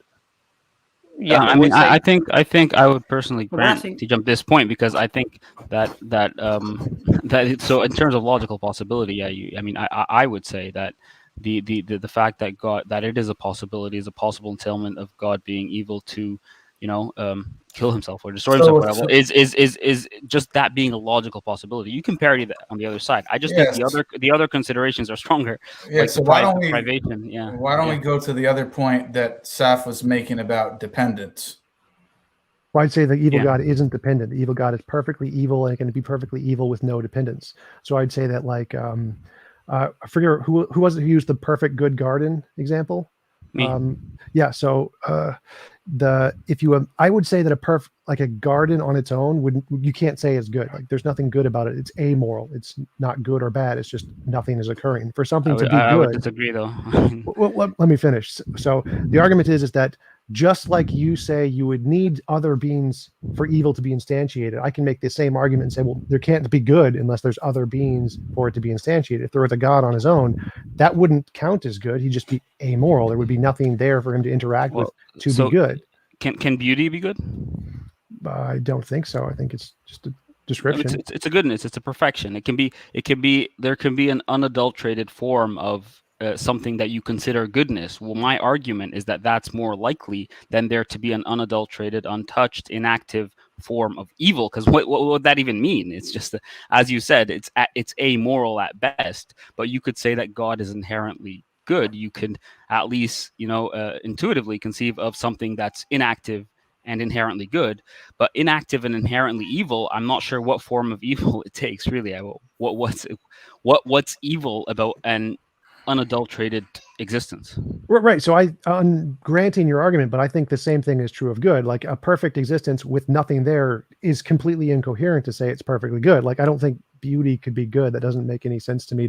Those words don't make any sense to me. So to say that there's like I can exist alone in a state of goodness. I can be good. How? It seems like that seems equally as impossible to exist alone in a state of evilness. I don't see the difference there. No, it's because goodness can be something that's regarded as inherent. The privation theory of evil, where evil is a privation of goodness. You can conceive of that. You can conceive of, like, evil being a lack of goodness, but goodness being a lack of evil. I mean, how does that work? Because normally the way evil works is for how? Go ahead. Well, that's what I'm asking you, because it seems completely incoherent to say a goodness just exists, and then anything that's different from that is the evil. That makes no sense to me. Say there was a single thing with no other beings, it can't do any good, just like it can't do any evil. But you're saying it can. You're saying that there is some way that a thing can just be inherently good without other beings there. Yes, because I'm not assuming some kind of like consequentialist approach to what is good and what is evil. I am assuming that something can be inherently good without necessarily resulting in further goodness. But I can picture that. I can picture somebody that's just inherently good and inactive in terms of perfection, but I can't picture. Oh, did he freeze? Something that is inherently resulting in any lack of goodness or increase in evil.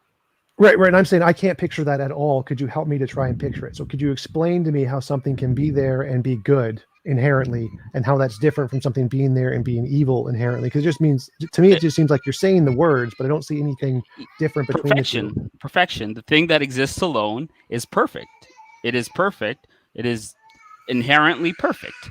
It can be inherently evil because it doesn't result in any evil. I don't. I gotta keep crying 1 second. Okay, I don't understand the argument there, because I could say it's perfectly evil on its own, and that would make just as much sense. Like, I don't think you've explained why it has to be perfectly good and perfectly evil. If a malevolent being, is maximally malevolent, it doesn't need to create, right? Just like a maximally benevolent being doesn't need to create, right? So there's a parity there, right? Sure. But why would it create in the first place? A maximally good God doesn't need to. Yeah, doesn't need to. Sure. Just like a maximally malevolent being doesn't need to. But why then would, unless there's some kind of disguised benefit, perhaps it was seeking, by virtue of which now it has to complete, by virtue in which it now completes itself, which means then it's not perfect if it required that completion in the first place. I mean, that's just, it's not watertight asymmetry, but it's a possible, asymmetry. So why would a malevolent being create then? Why would it create sentient creatures if it didn't need to? To express its evil, just the exact same reason why a good being would create. Right. So to press it further, to express its evil for what? It doesn't need to. It's maximally malevolent. It didn't need to create us and then torture us unless there was something it was seeking in order to, for it exactly to be the same as a good God. God. To create those sentient creatures like us. Why would it want to unless it was seeking some kind of, I don't know, self-expression of, I don't know, whatever it might be. But whatever it is, it's seeking it. And so it's seeking that. And that seeking is a form of completion on the part of that malevolent being. No, I'd say it's the exact same as a good God here. So why would a good God create other beings? Well, it's to express its goodness, to share for their its benefit, goodness. though. Yeah. Right. And so you could say an evil God is going to create them for their anti-benefit, for their, I don't remember what the opposite of the word is, but for their suffering or whatever. So Detriment. Detriment. Thank you. So yeah, for the exact same reason, you could parody the reason the good God creates good beings and just mirror it and say, well, that's the exact opposite. The reason the evil God creates evil beings. So it seems to work one-to-one parallel there. So do you mind if I touch on? Doesn't. But the thing is, you're assuming But the asymmetry here. No. Hang on. It's oblique here. Sorry, Yusuf, go on. Yeah, Yusuf, go on. No, so you mentioned before that the only thing that a good God would create would be something equal to itself, and that if it couldn't, that it would just exist alone, or something. That was a response to say when what's it say? When Saf said it was possible that there was an evil God that could kill itself, I said it's possible that a maximally good God would be of that kind. So I wouldn't say that was necessary. But the asymmetry but established through the good God doing it for is other oriented, right? Whereas the malevolent being does it for its own self-egoistic. So what does it do for? It doesn't do it for others. Yeah. So the maximal evil God would want itself to suffer and want the other things to suffer. Yeah, but how is it suffer in virtue of others? That's the question. What? I don't understand what that means. Why is it creating? You're saying it wants others to suffer, correct? Yeah. It wants to maximize the evil, so it wants to create as much suffering as possible. Yeah, so but it's going to suffer itself, and it wants as many other things to suffer as possible. Right, but then in that case, it seems like self-interest. No, it'd be the exact same as God sharing his goodness with others for their benefit. So I don't see the difference there. But TJump, I'm a bit confused because you have a view that I think the best of all possible worlds is a world where there is like the least imposition of will, right? So I'm thinking of you alone in a world where there is no imposition of will on you. I mean, do you think that's good? That would be amoral, no. So immorality is an involuntary imposition of will, which means something else stopping you. How is it the best of all possible worlds, though? Well, I'm not sure what that has to do with the topic. So because I think if you define goodness in terms of an objective, right, or a state of perfection that is aimed at, and I'm telling you that you can exist in a state of perfection alone without any imposition of will, without any evil, then for me that's a state of goodness. I mean, even if you're a consequentialist, you say that we aim for maximum goodness. Well, there could be an inherent state where the world is in, where it is in that maximum goodness, where there is a being who is completely free, completely perfect, and I would see that as something good. I wouldn't see it as neutral. I would see it as good. So if that can be regarded as a standard or as an objective for on which we base our determining of whether something is moral or immoral, what we're going for, the goal of goodness or perfection or lack thereof, then I'm telling you there can be an unadulterated state of perfection. If you're going to say the same thing for an evil God, that, well, you might want to say something like, well, it's an imperfect state, so it's not good. Well, but then no.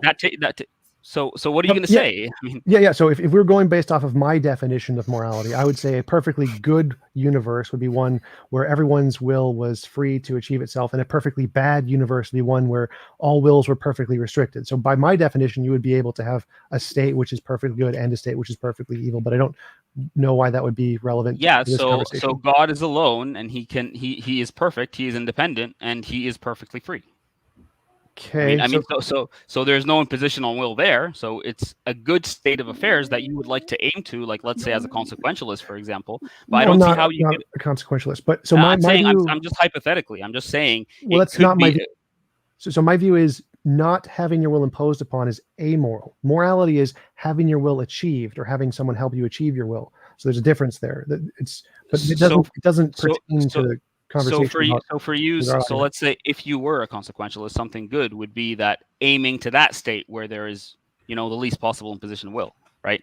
No, it wouldn't be aiming. It would be the outcome that has the least amount of consequences. Yeah. I'm saying if you were a consequentialist and you determine moral rights and wrongs through whether or not it's directed towards that goal, then that would be the goal you want to achieve: a world with least imposition of will, right?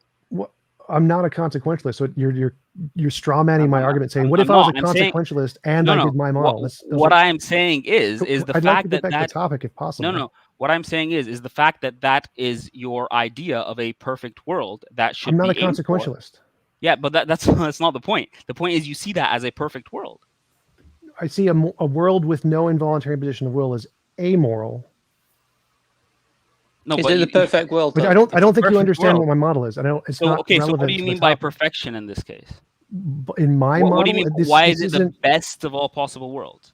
I mean, you can go check my debates on that, but it's not relevant to the debate topic. No, because in what terms are you saying it's the best? I'm saying it's good. Well, I'm saying there's like a physical object, like a law of nature, like gravity that exists, and it's the instantiation of the maximization of that law. So it has nothing to do with the topic here today. Yeah, but yes, it does, because you're saying that the best of all possible worlds is one where there's least imposition of will. I want to know in what sense it is the best if you're not saying it is a moral best. I don't think you understand my model. Like the reason north is up is because that's the way the compass is pointing. It's a measurement of a law. This has nothing to do with the topic. That's fine. It can just happen to be a matter of fact that the best of all possible worlds is a world where there's least imposition of will. That can be just a matter of fact that we happen to find in nature. What I'm saying is, if that state is, in existence, if it does actualize, and a single being in that state isn't doing anything, then for you that would be the best of all possible worlds. Again, you don't understand the model. It has nothing to do with the topic. I'd like to try to get back to the topic if possible. I think it does have something to do with the topic, because I think the idea of a being that exists alone, who is perfect, with no imposition of will, and is what I'm describing as something that is inherently good. I can't picture something that is inherently bad if it's perfect, because keep in mind that the argument, the evil God challenge, aims to parody the argument, so it's going to grant some of God's basically attributes, that his omnipotence, his omniscience, his the fact that his attributes are all maximal. So you're going to have a perfect being existing alone, a maximal being existing alone, but I'm saying he couldn't be evil. He couldn't be evil because he's alone, and there's no imposition of will. I addressed that before, because there could be, if you're using my definition, there could be a universe that's perfectly evil, which is a being who has all of its wills completely restricted. It can do nothing it wants to do. That wouldn't be. You wouldn't be parodying the arguments then, because it couldn't be the case that God has his will restricted. That compromises on his independence. Again, this is where you're making a false analogy here. In my model, there could both be a perfectly evil universe and a perfectly good universe. That would work in my model. It has nothing to do with the debate here today. Like that doesn't. It's not relevant. How can it be perfectly evil if your model is dependent on the question of what is the best of all possible worlds in terms of moral considerations? That's just a label. That's a label for the model. It's dependent on evidence. It's an empirical model.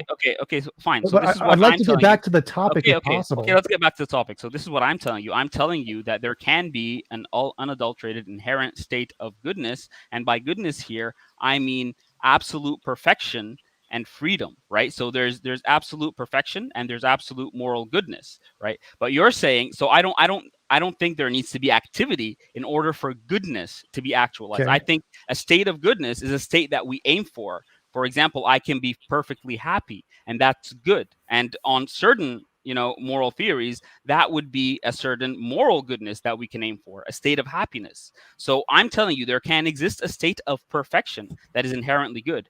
I can't see a state of imperfection, or I can't see a state of inactivity that is just inherently evil because nothing is happening. What's evil about it, really? It can be inherently good. It can be inherently desirable. It can you can say it's good in many different ways depending on how you understand goodness or lack of goodness. But the point is, I can't see how it can be inherently evil without any kind of activity. I can't see how it can be inherently evil without actualizing or manifesting some kind of undesirable state. Well, it's exactly what you just said. It's like there's some state that we have a desire for, and then there could be some state we have a desire against, and that would be the evil one. So everything you just said works equally as well for a perfectly evil state. How is this maximally perfect independent being in a state of undesire? I mean, how is it in a state of desire? There is nothing happening. There is nothing happening there that could basically manifest any kind of evil. And a lack of activity can mean that you're in a state of goodness. Can mean that you're in a state of. You haven't demonstrated that. So again, I keep asking you, what's the difference? See, listen, I'll grant you that this is based on my intuition, but I think it's a common intuition. I think it is a common intuition that something that is untouched can be good, but I also think it's a common intuition that something untouched there's nothing really that can be evil about it, because it's not really in any state of activity that would actualize anything undesirable. Well, I don't know what you mean by intuition here, because we can definitely imagine there's a rock that is pure evil. That's a thing in many religions, or there's a rock that's pure good, also a thing in many religions. So my intuition is that neither makes sense. Neither makes sense to say there is a perfect untouched state that is perfectly good.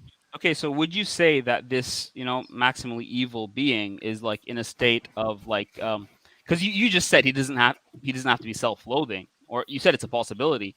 You said he doesn't have to, but in order for you to basically parody what I'm saying, you'd have to say that he's in the maximal state of basically self-loathing or undesirability. Sure, so he can be. That'd be fine. Yeah, there's no contradiction there. Then wouldn't Dr. Saf's argument follow that if he is in a state of why? Because he wouldn't destroy himself. It's more evil to cause yourself suffering and to create other beings to suffer. It's not about evil. Let me finish. Let me finish. So if there is a maximally evil being that is perfectly evil, he wouldn't destroy himself, because if he destroyed himself, then there would be no evil. And he wants to maximize evil, so he would cause himself suffering for as long as possible. You're going back to an unrelated point. We already came to an agreement, to a common ground, where the good and the evil is a maximally desirable state and a maximally undesirable state. So in the undesirable state here, forget about the amount of evil in the world. This God does not will to exist. He's in a state of self-loathing, as Dr. Saf put it. So the amount of evil that exists is irrelevant. My son's crying again. Give me a second. Okay, so he wants to maintain the most state of uncomfort for as long as possible. It's uncomfort and evil here are synonyms, so it doesn't change the argument. It's just he's going to make, if he stopped himself. Yeah, so there's an asymmetry. There's an asymmetry right there. No. So in my case, he would want to maintain him wanting to maintain his perfect, desirable state for an eternity is something that's clearly more plausible than him being in a maximally undesirable state and wanting to remain in a maximally undesirable state for an eternity. There's a clear difference. That would be a perfect symmetry there. So if a being is perfectly evil, and in the definition of perfectly evil, he wants to maximize discomfort, and that's how you define it, then yeah, he would be in a discomfortable state. And you're just adding that into there. But the point is, which do you find more plausible? A person who is in a state of maximal happiness who wants to live on in that maximal happiness, or a person who's in a state of maximal misery who wants to live in that state of maximal misery? Yeah, do you mind if I just jump in? So it sort of sounds a bit contradictory to say that this maximally evil God would desire an undesirable state. No, that's just a fragment of language. So if he's maximally you evil, need to parody my argument, though. Well, I want to address his point first. So if he's maximally evil, his goal is to maximize evil, or this, whatever, if you want to call it discomfort, it could be discomfort. You could just change out the words. There's synonyms. Yeah, but then he has a goal, and then that's a good. There needs to be a motivation for it. Goal doesn't mean good. Like Hitler had goals, they weren't good. Goal does not mean good. You're moving to another place here.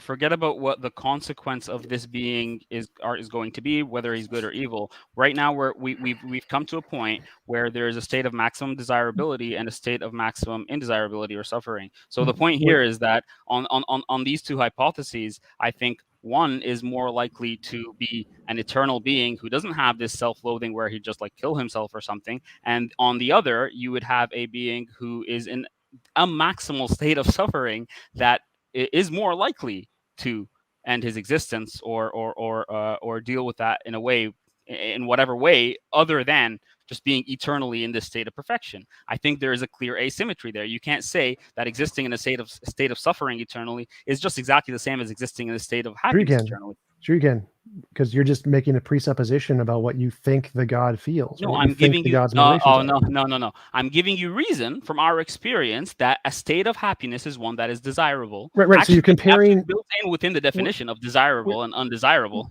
Is right. So you're comparing God to us. You're saying, oh well, we don't like it, so we would stop existing. Therefore, God might not like it, and God would want to stop existing. You were just doing that. You were doing that earlier when you said, well, hey, I could conceive of a God that would do such and such based on his maximal evil. I mean, you have to start off from your experience, otherwise the concepts of good and evil wouldn't make any sense anyway. So I think this is a moot point. I think the idea is which hypothesis do we have more reason to believe? An everlasting state of happiness willingly, or an everlasting willing state of suffering and misery? I think clearly it is more plausible to choose the hypothesis where there is an everlasting state of perfection and happiness.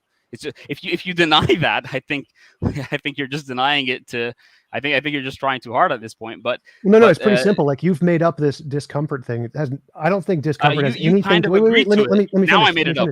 Let me finish. So I agreed to your argument for the sake of the argument, but I don't think discomfort has anything to do with evil. Literally, so you good and evil aren't for about the sake comfort. of the argument, Yes. but right now that you saw where it's leading, you're not agreeing with it anymore. No, so that's interesting. Again, I can agree. I can accept your argument. Still doesn't work. But again, Why? You've made up this, because the whole point is the evil God hypothesis. You've made up this new criterion. So we're going to add in this new criterion, which has nothing to do with the evil God hypothesis, discomfort. And you're going to say, I'm going to define discomfort into evil. I'm like, yeah, any criteria you're going to use in order to determine a maximal good or a maximal evil is going to be, at least by subjective standards, made up. We're going to have to work on plausibility and implausibility based on our intuitions in some way. I mean, the point is that you saw where the argument is going. I showed it didn't work. So again, no, you didn't. Right now, you're saying I made up the definition. Well, you did. See, I started. See here. This is where your moral theory. What does is discomfort have to do with evil? Irrelevant.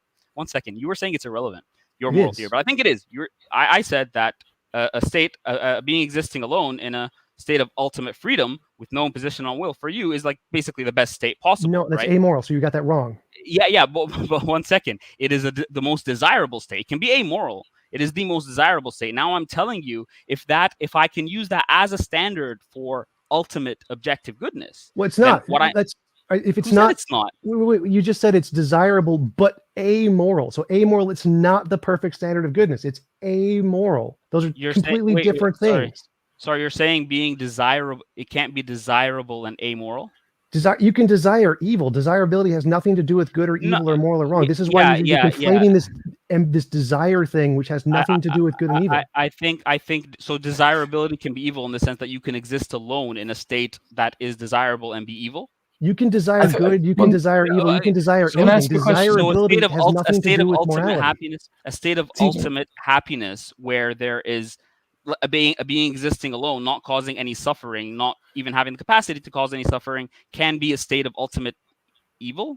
Desire has nothing to do with good and evil. Desire has literally nothing to do with good and evil. That's your claim. What I am saying is that goodness and evil are very often defined in terms of state of desirability and suffering, happiness and suffering. What leads to maximal happiness and what leads to maximal suffering? Maximal happiness is seen as this objective goal that we can use as a standard in order to determine what is good and what is evil.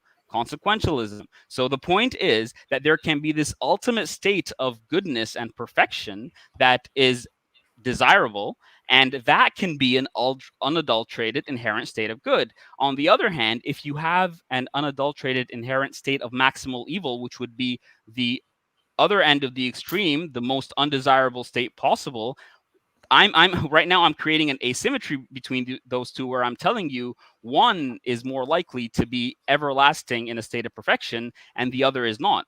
You're not giving me reason for your disagreement, apart from the fact that you're just saying I'm making up definitions. Well, you agreed with definitions for the sake of argument, so let's just drive the argument home and see where it goes. So I'll explain it again. Yeah. You can make up a criterion and say it's possible the evil God or that evil and good have this criterion of discomfort, and it's possible they don't. It's just something you've made up. It's possible that I'm not making it up. Wait.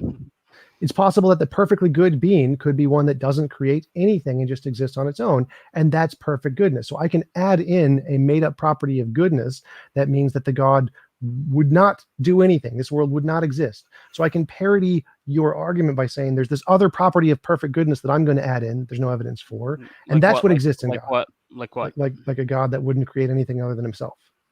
Yeah. So you think, because you don't even get the argument, because right now I'm talking about what I'm trying to maintain is God's independence, and I'm trying to say that God's goodness or evil must be something that is maintained absent anything else. So his creation or lack thereof isn't the point. You can say that God's goodness would entail him creating something, and you can maybe make an argument about that, but that's not what I'm referring to. I am referring to I'm trying to maintain God's independence by saying that, this unadulterated state of ultimate goodness is more plausible on the idea of God's independence and eternality versus the other hypothesis you're putting forward of an evil God that is in a maximum state of, let's say, suffering or self-loathing. Right. So you've made up this property of discomfort. So this discomfort thing is a part of evil. I think it's not. I think discomfort has nothing to do with evil. And you're saying, well, if discomfort is a part of evil, then the evil God would be more likely to kill itself than the good God, because the good God is in pleasure or something. So did you make up a property of, what's it called? Minimum imposition of will? Sorry, maximum position of will. That's based on empirical evidence, so that has nothing to do with the topic. Again, no. How is it based on empirical evidence?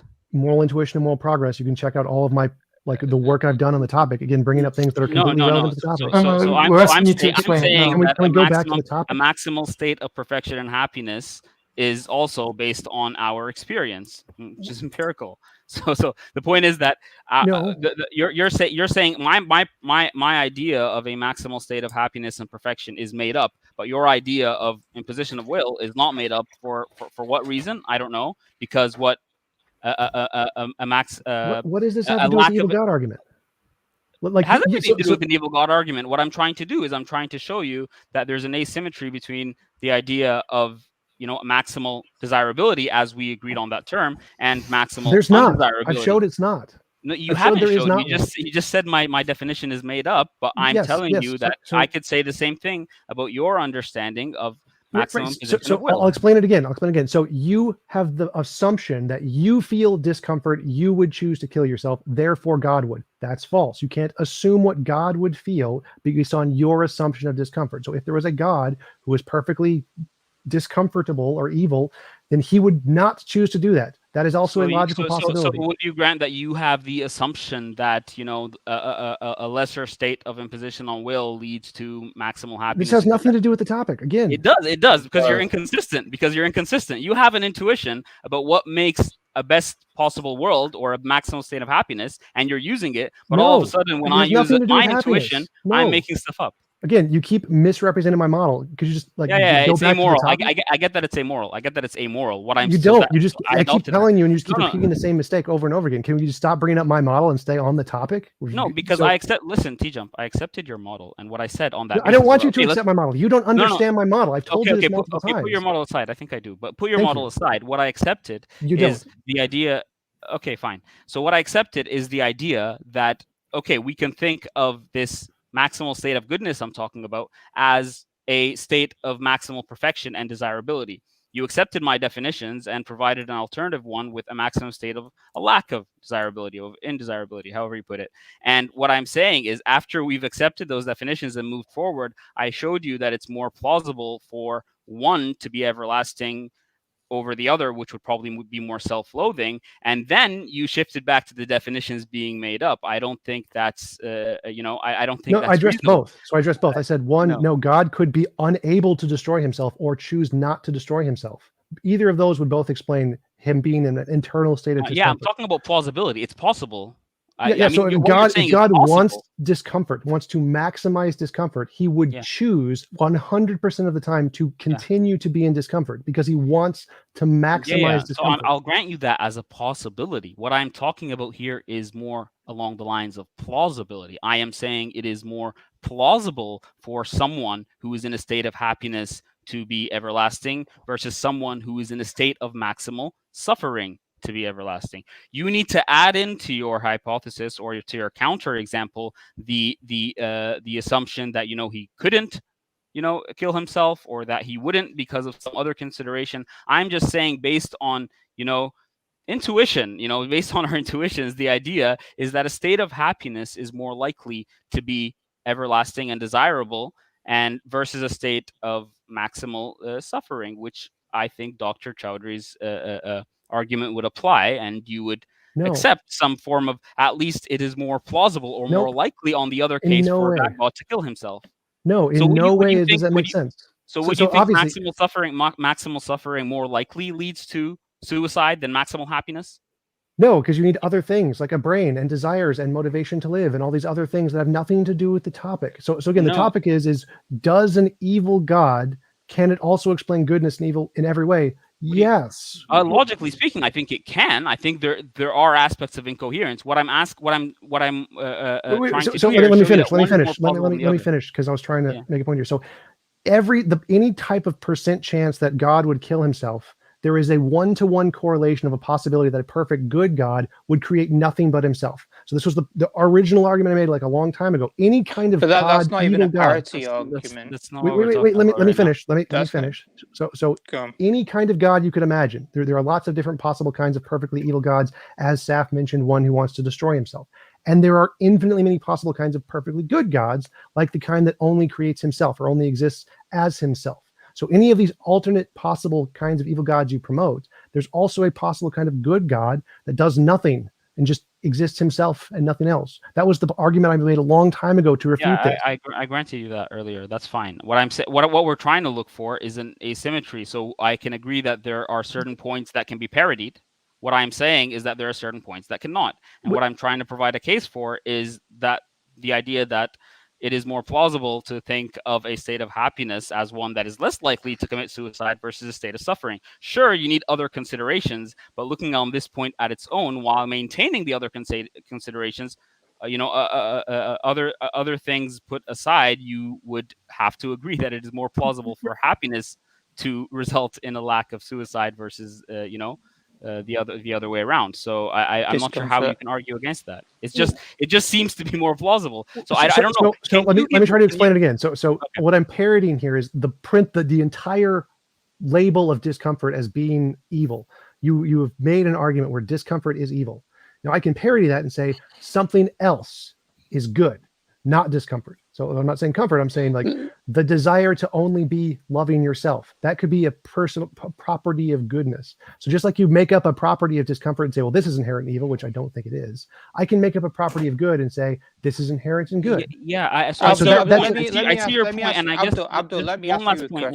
I'll let you carry on. I just want to clarify this point. Yeah, Abdul, what you're trying to say is this, from my understanding, and correct me if I'm wrong. Yeah.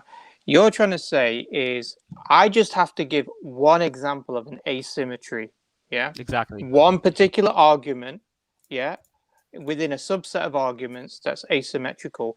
You're saying, here's one argument. The argument goes like this, that a being that's in a maximal state of happiness is more likely to live everlasting, eternally, than a being that's in an ever state of unhappiness or suffering, or self-loathing, Therefore, so what I'm saying is, on that on its own, there is no parity between the two. So I'm granting TJump that he can make parity arguments. He just said one, so sure. So if he defines goodness as let's say the desire to exist alone or not create, fine, I'll grant him that, it's a possibility. But then the point here is that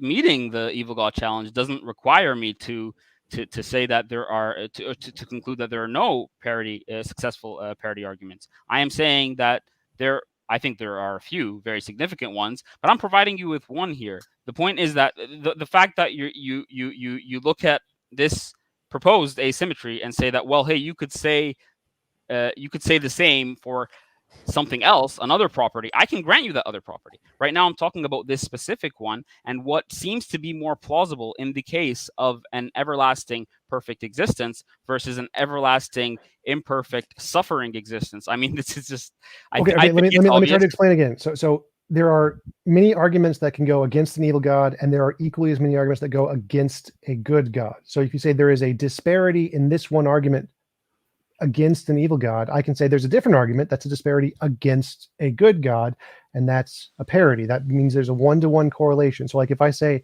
here's an example of an evil God that would not work for some reason, and you could say, or I could say, here's an example of a good God that would not work for some reason. That's a parity argument. So now there's one good God and one evil God. Both of them don't work. So we can rule those out, but that's one-to-one. That's a parity. No, There's but TJump, that's not the evil God challenge. The evil God challenge is to say that the theodicies are symmetrical. yes. Yeah, that's the argument. Yes. Now, it's not saying that, well, there is this one argument which proves an evil God over a good God, and then there's another argument that proves a good God over an evil God, and therefore they're symmetrical. It's not saying, it's saying the exact same argument theodicy is used to prove a good God can be used to prove an evil God. Right. Now, Abdul has given you one asymmetrical argument that you haven't really addressed. Sorry, Dave. You've Let not me try to addressed explain it his again. Let me specific, try to explain it again. not talking about any of the other arguments. His Sharif, specific the argument. symmetry, the evil being problem or challenge rests on at least three symmetries. They all have to hold for the challenge to hold, and that is the fact that an evil being and a maximally malevolent and maximally benevolent being are equally coherent. Equally, two, that all natural theology arguments must point to both a malevolent being equally to a benevolent being. Yeah.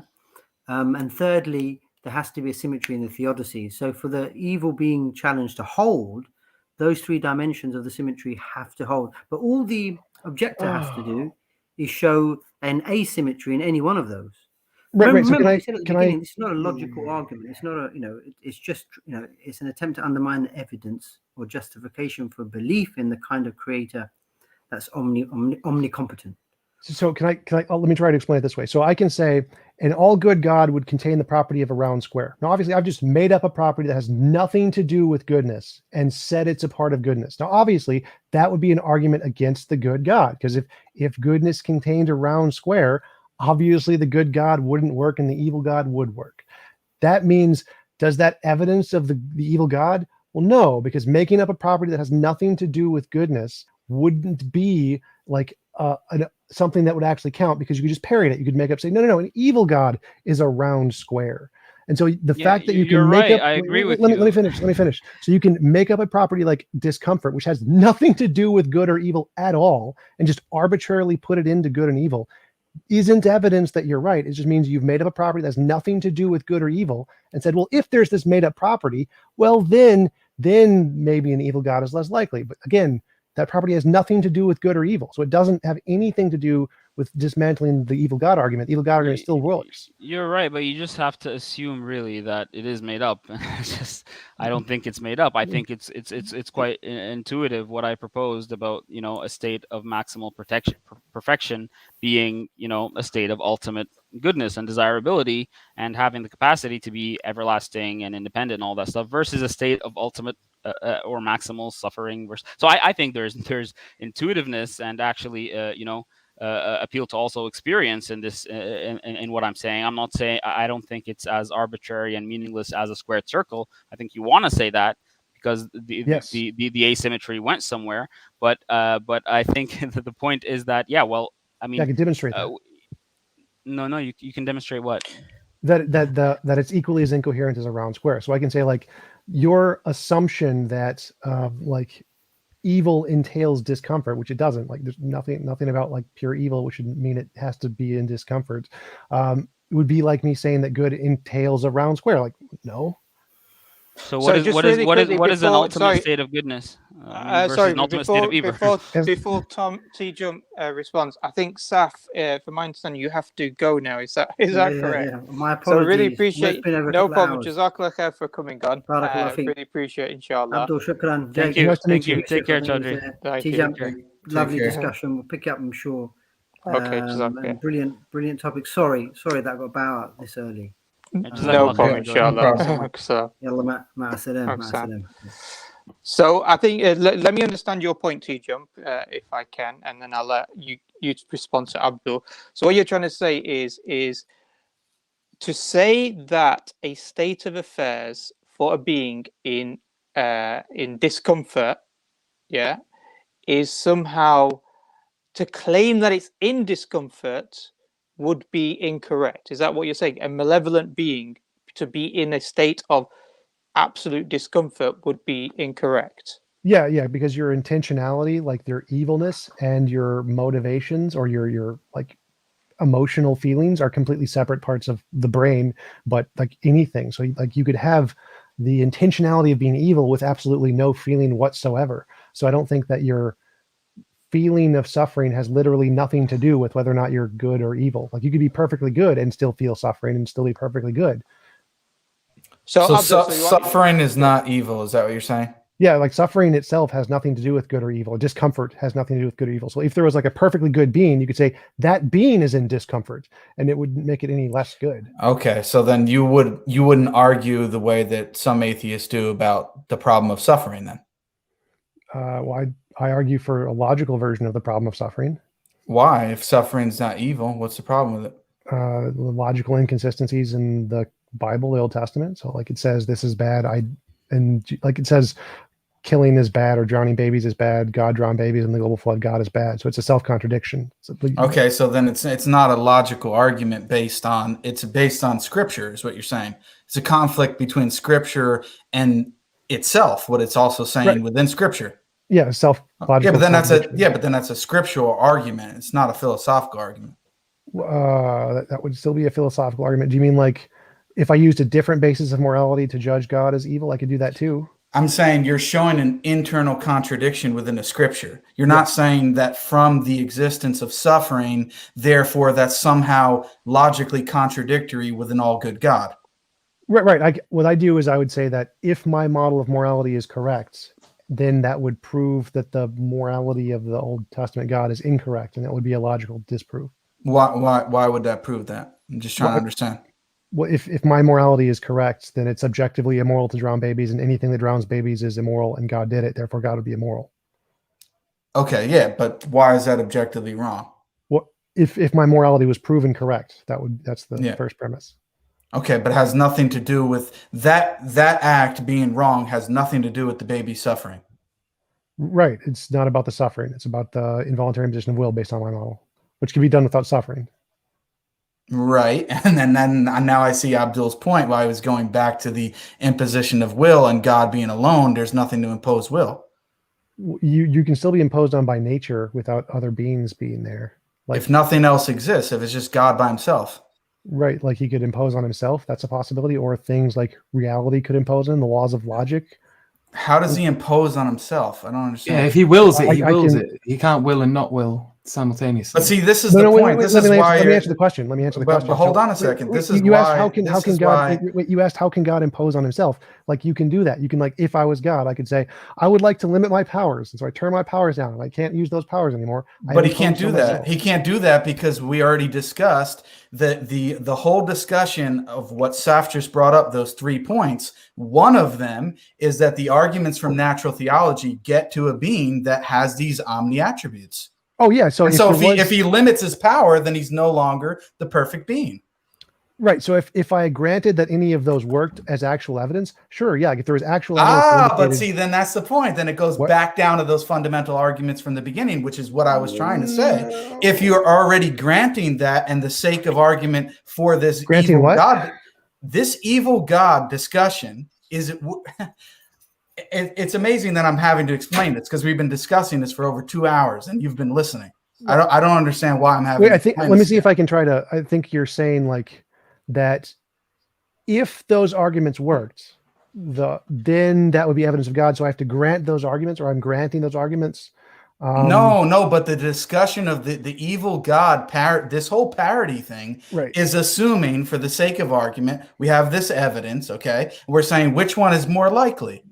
Oh, that's a discussion. It's a reductio ad absurdum. So it's saying if you think this argument works, the way to show it doesn't work is to show that the same argument can work for the exact opposite conclusion. So it's not actually saying it's not saying this is a good argument. It's saying if this was, wait, let me finish. So it's not saying this is a good argument. It's saying it's a bad argument, and here's how we can show it's a bad argument. We show it leads to a contradiction. So in math, we do this all the time. We're not assuming it's true. We don't assume the proof is true. I'm not saying you're assuming it's true. That's not what I'm saying. What I assuming mean, it's evidence. Assuming it's evidence. Is that right? No. Listen to what I'm saying. Okay. What I'm saying is this discussion here, right? Okay. Yeah. When we're talking about comparing the evil being versus the omnibenevolent God, right?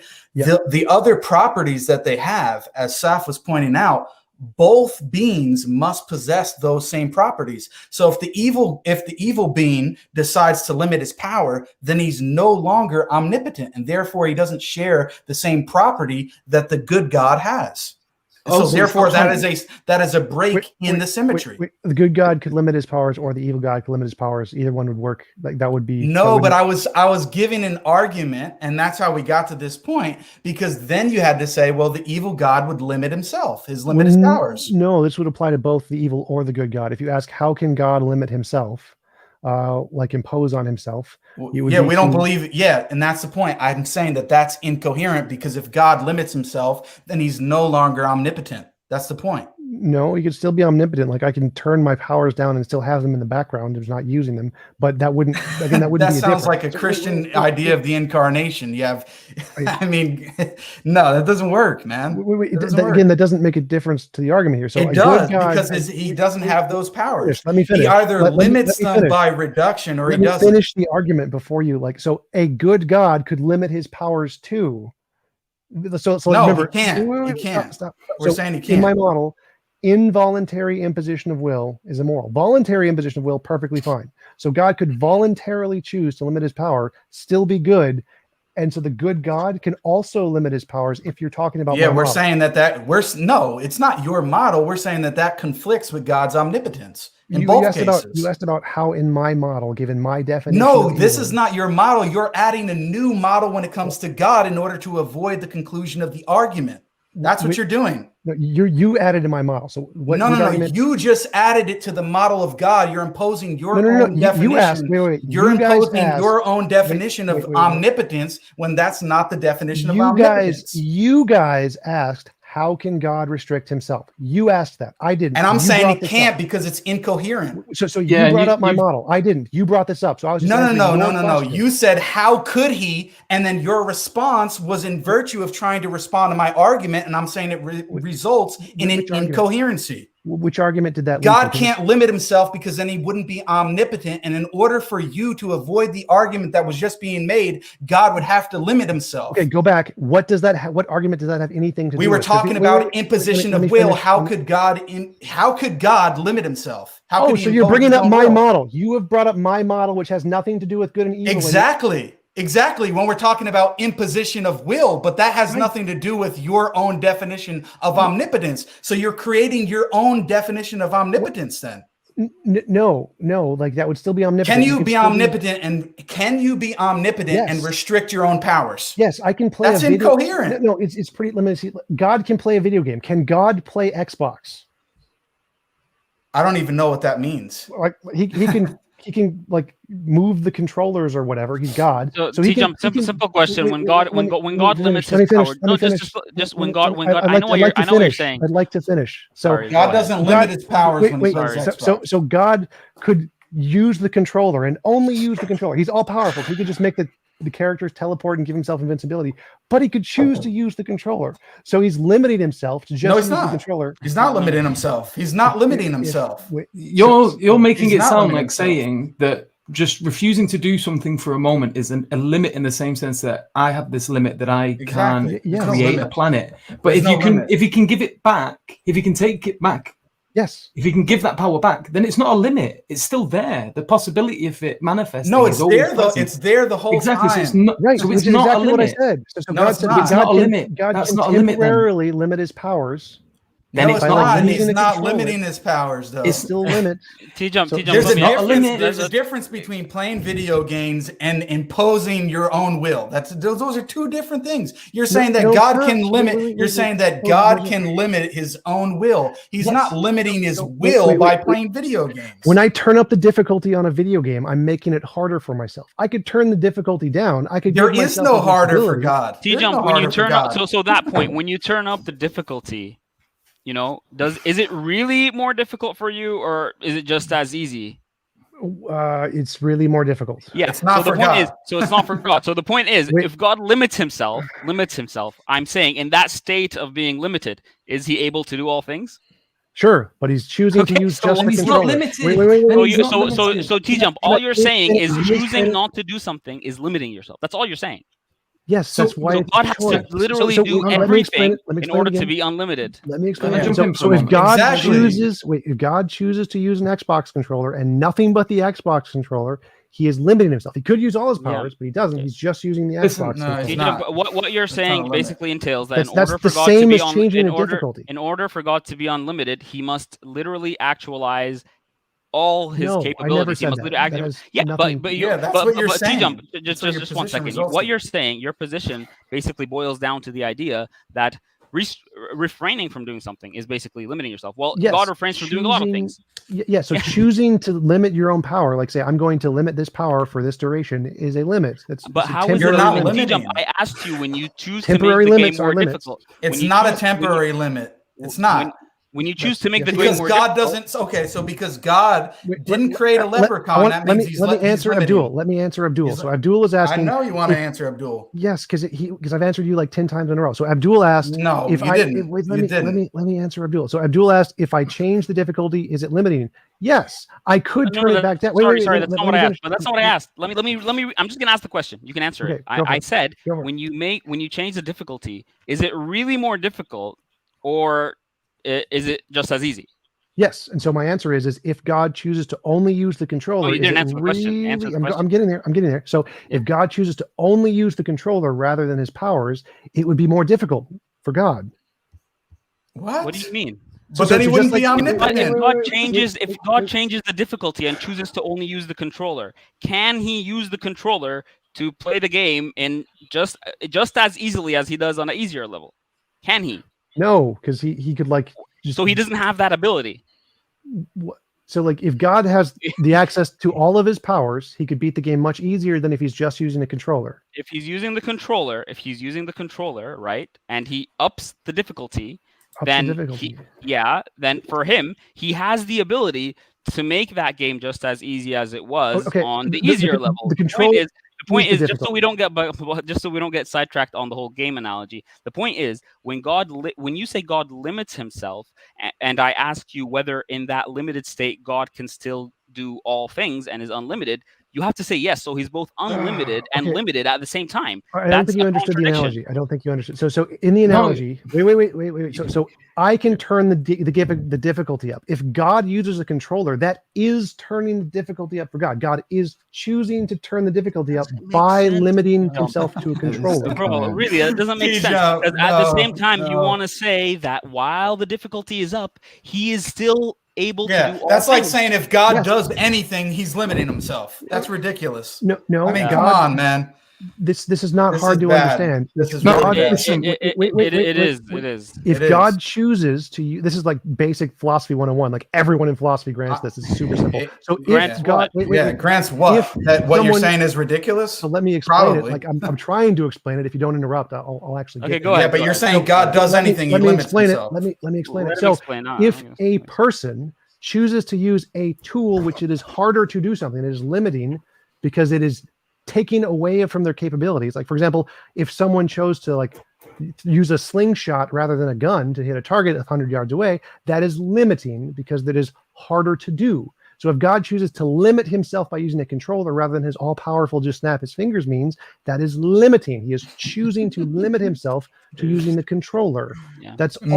I'm saying. We This is can very just basic philosophy. disagree to disagree. Yeah, but we'll I just think, move on, I buddy. think the idea is that when he chooses to use the controller, by definition of his unlimited omnipotence, it he has the ability to make using the controller just as easy as snapping his fingers. There are no Exactly. different levels of difficulty and easiness for an unlimited, omnipotent creator. You're That wouldn't basically be using saying the he is controller. both unable and able at the same time in the same way, which is a contradiction. So I think that's my view. I think that's fine. You're free to disagree, TJump, but I think it's quite clear Yeah. that you're being incoherent. No disrespect. Thank you. Enjoyed having you on. Hope to have you on again.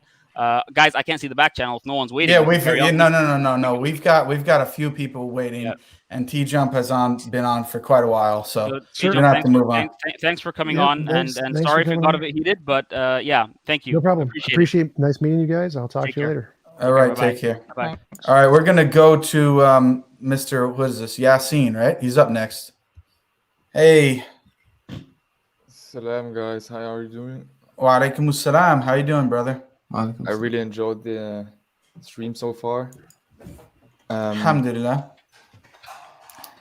As far as I understand the Evil God challenge, Stephen Law invites the people to somehow reject his symmetry thesis or find an asymmetry, and most people try to find the asymmetry when it comes to the theodicies and reverse theodicies.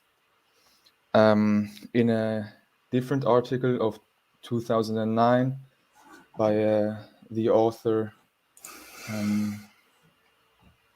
Chris,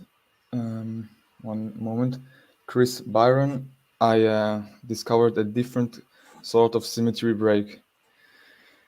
He tries to show that there is an obvious imbalance of evil and goodness in the universe, and that the imbalance is clearly towards evil, and that this would be more reasonable given the existence of an evil god instead of a good god.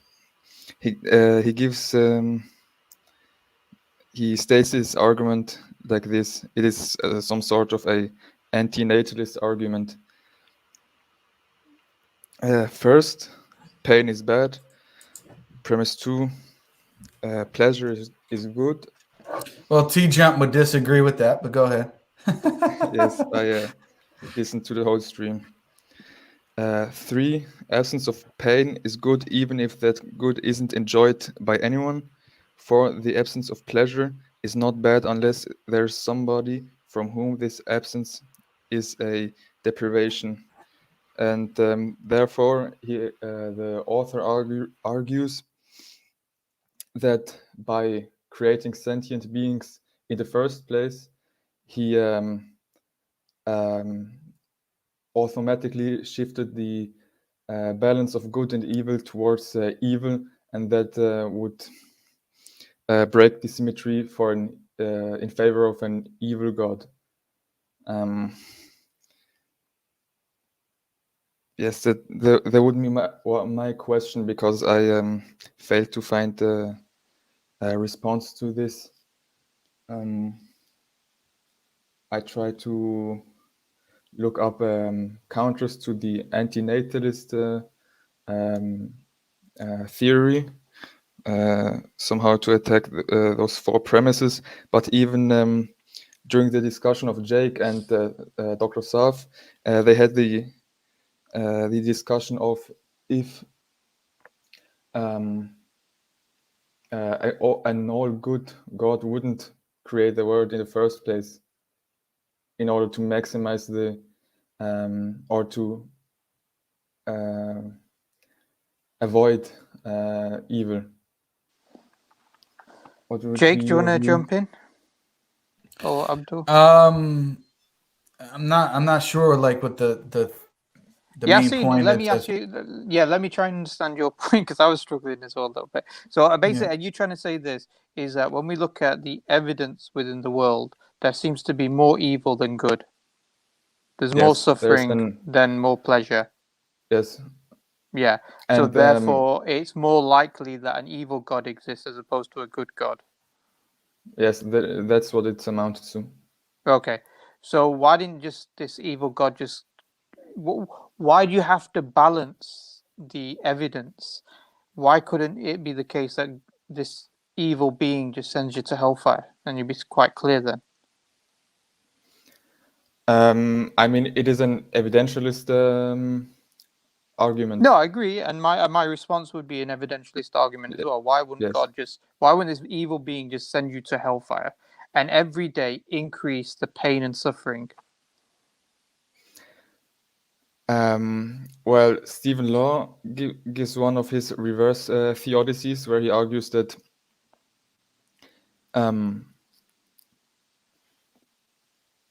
I mean, he gives some sort of a reverse hell, reverse afterlife, I believe. No, but it makes sense. It makes sense why you could say a good God wouldn't create people in paradise and just increase pleasure, because a good God would want human beings. One argument would be is a good God would want human beings to willingly come to him and willingly be in the presence. So that makes sense. But an evil being would just want to punish you and cause more and more suffering. So why create a world in which you have to balance between good and evil to work out what, you wouldn't have to make that sort of judgment call with an evil God.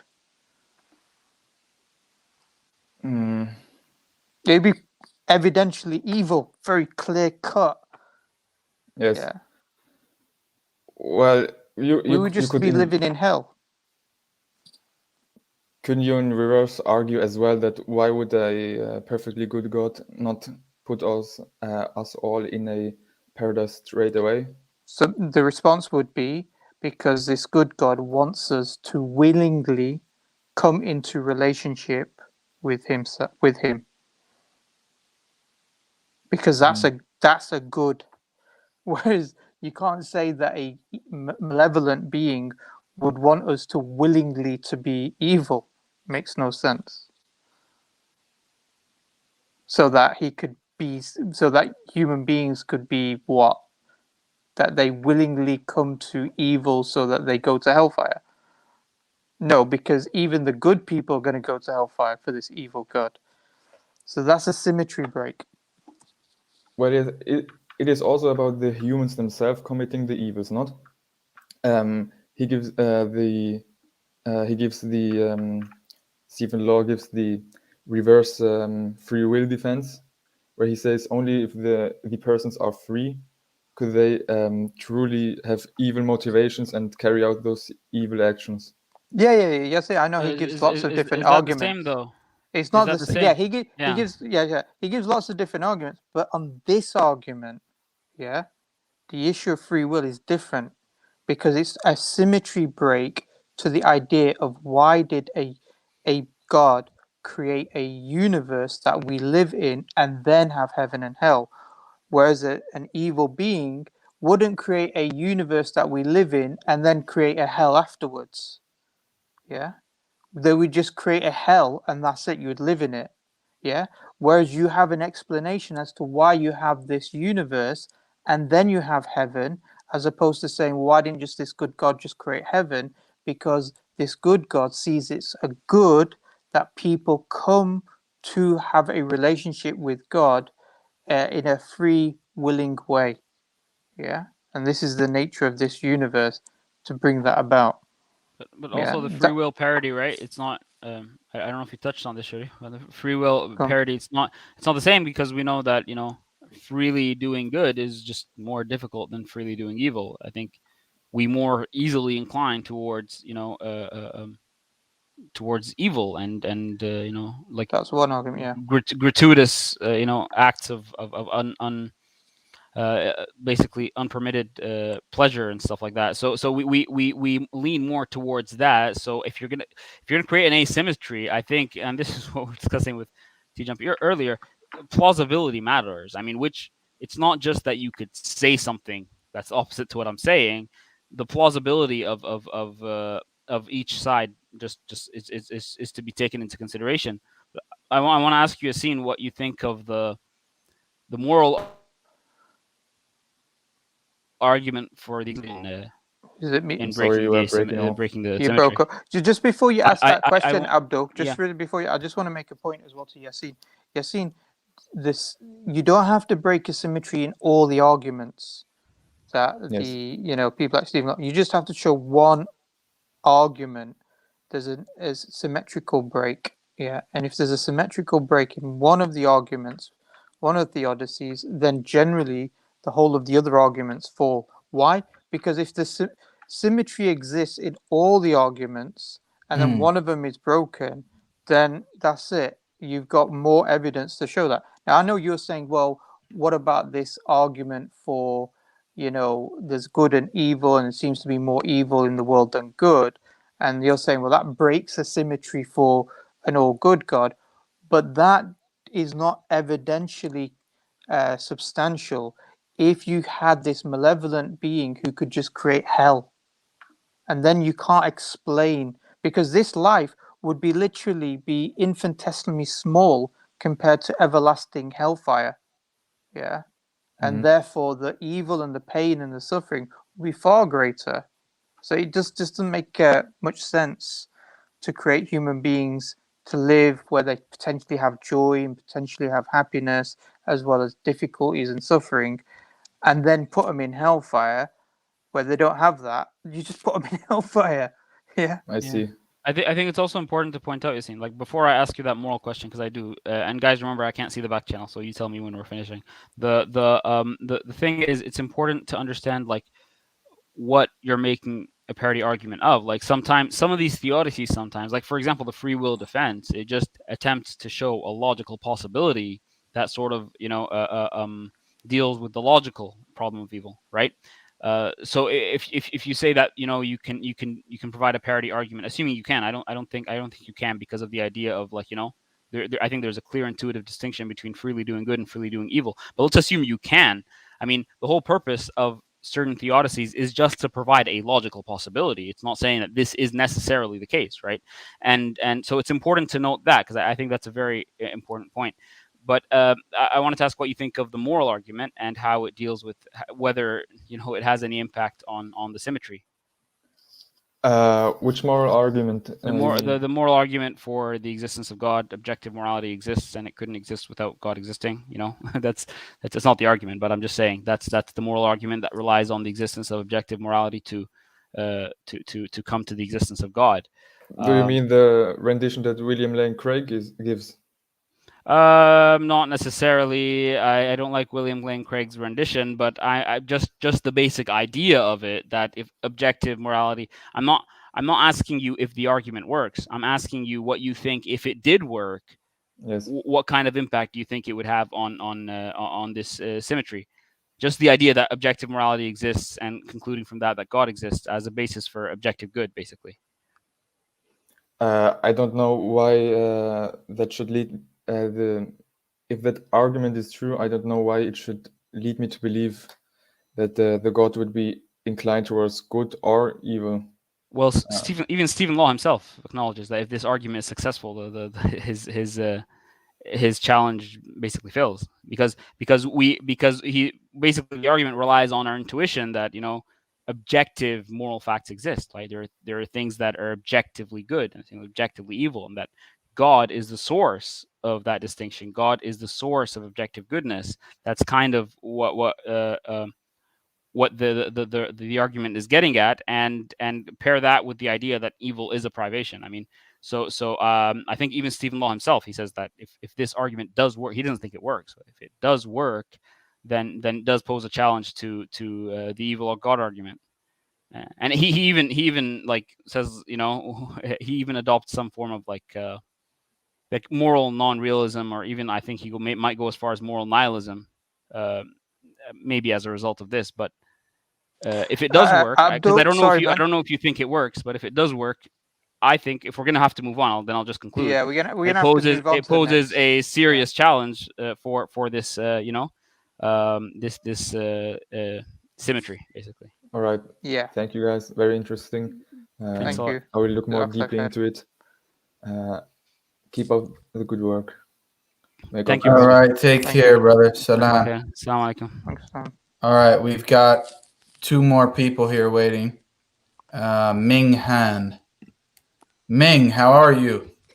I'm doing very well. Good. What do you got? Question: if Allah is objective, right? How would he be able to change his rulings? For example, on the ruling of wine, the earlier Muslims were able to drink and not be intoxicated while they pray.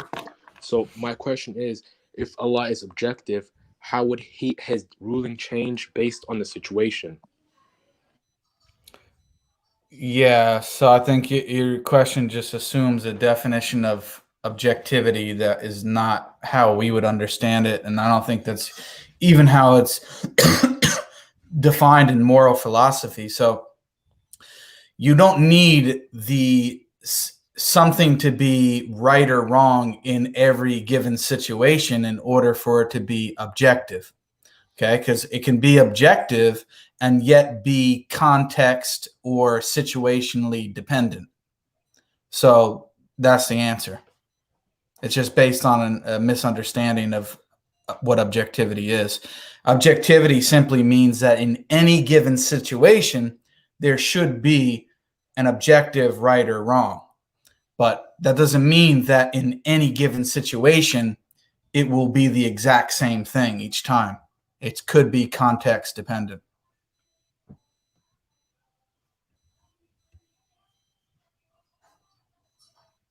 Are you still there, Ming?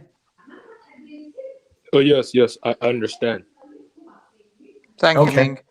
I think Okay. it's a slight departure as well from the topic that we're having about the discussion. Yeah, that's fine. But Jazakallah khair anyway. Appreciate your question. Can I ask Jake a question? Sure. If it's related to the topic, I hope. Well, it's slightly diverging from the topic because I see you focus a lot on the topic of Aqidah. So I want you to recommend me a book to read regarding the topic of Aqidah. Okay, well you can message me privately about it and I'll maybe send you something. Okay. All right, take care. We've got Layman. Salam. Assalamu alaikum. Wa alaikum assalam. Wa alaikum salam. How you doing, guys? Good, Alaikum alhamdulillah. assalam, alhamdulillah. I had a question for Jake, but I think it's off topic. I'll message him on Clubhouse. Okay, brother. Was that it for you, or did you want to say anything else? No, thank you. Okay, no problem. Salam, brother. All right, so it looks like that's it, guys. There's nobody else here waiting. I don't know if you want to have any final thoughts, and then we can kind of close it out here. Yeah, I think it's good to always have some final thoughts on this topic. It was interesting having was it TJump, isn't it? TJump on. I don't think he really understood the arguments of the evil being challenged. I think he sort of thought that it was a case of I can give one argument, you can give another argument. It wasn't really to do with that. It's about the fact that the one argument either applies to evil being or good God, or so if that one argument applies to both, then there's symmetry, there's parity between the two. But if we can bring up one argument, one example where there is not a parity or symmetry, then he can't go back to the other arguments to say a parity. That's what he did. That's what he did when I started talking. That's what he did. So I think this is the point that was mentioned. So we gave one. I mean, Abdul and Jake gave clear arguments and points to demonstrate it. I do think he went back on a number of points, but just going back to the answering the stream generally, I think there's a number of ways that you can sort of demonstrate the fact that this evil being argument is not really a challenge. Personally, what I do is when an atheist brings this up, I sort of say, look, irrespective of what we understand about the properties of this creator God, let's talk about whether a creator or God exists in the first place. That's the first thing that I generally do, because I think it just gets into too much back and forth with an atheist who doesn't even accept that a necessary being with a will exists in the first place.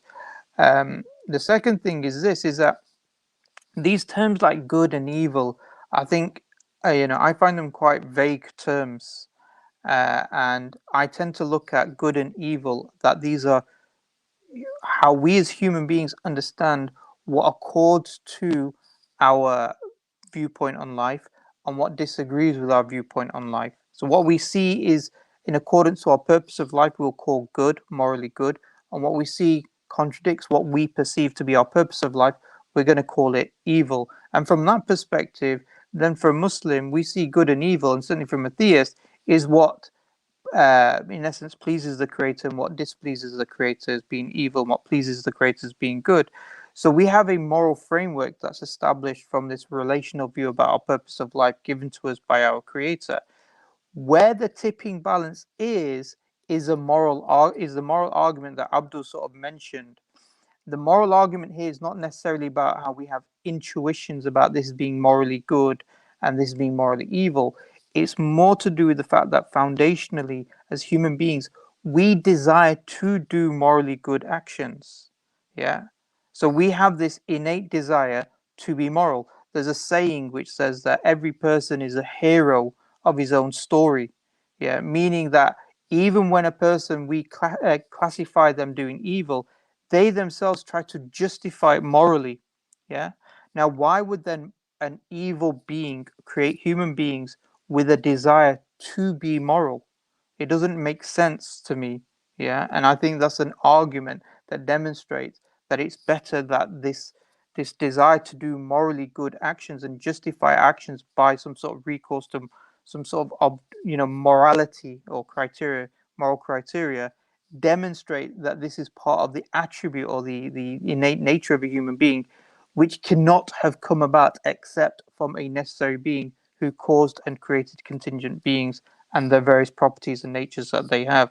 So that's how I would sort of address this amongst all the other points that we said. Sorry, I went on for a bit then. I don't know where Yusuf's gone though. No Yeah, idea. I think you lost connection.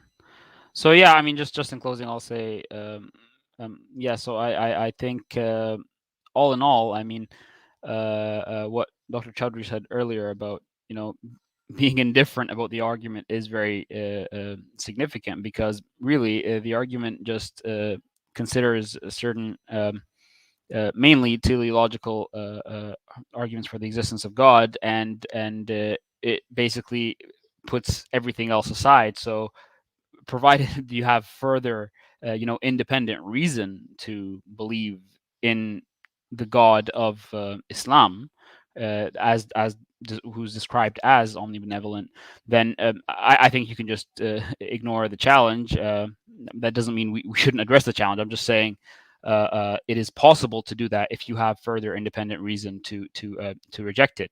Now the asymmetries, I think they're quite clear, especially for me the moral argument. If it does work, and if we do take seriously our intuitions about objective morality, and if we make a strong case for that, needing to be grounded in the existence of God, then I think there's your asymmetry right there, because we have moral intuitions about what is good and what is evil. If those moral intuitions are vertical and they are correct, then they're not going to be grounded in an evil God that basically sets arbitrary standards that might not be really reflective of what is true goodness and true evil. So this God will be the grounding of goodness, and I think that's a very clear asymmetry. In order to reject that, you will have to reject the existence of objective morality, which I think has its own repercussions that are severe to deal with.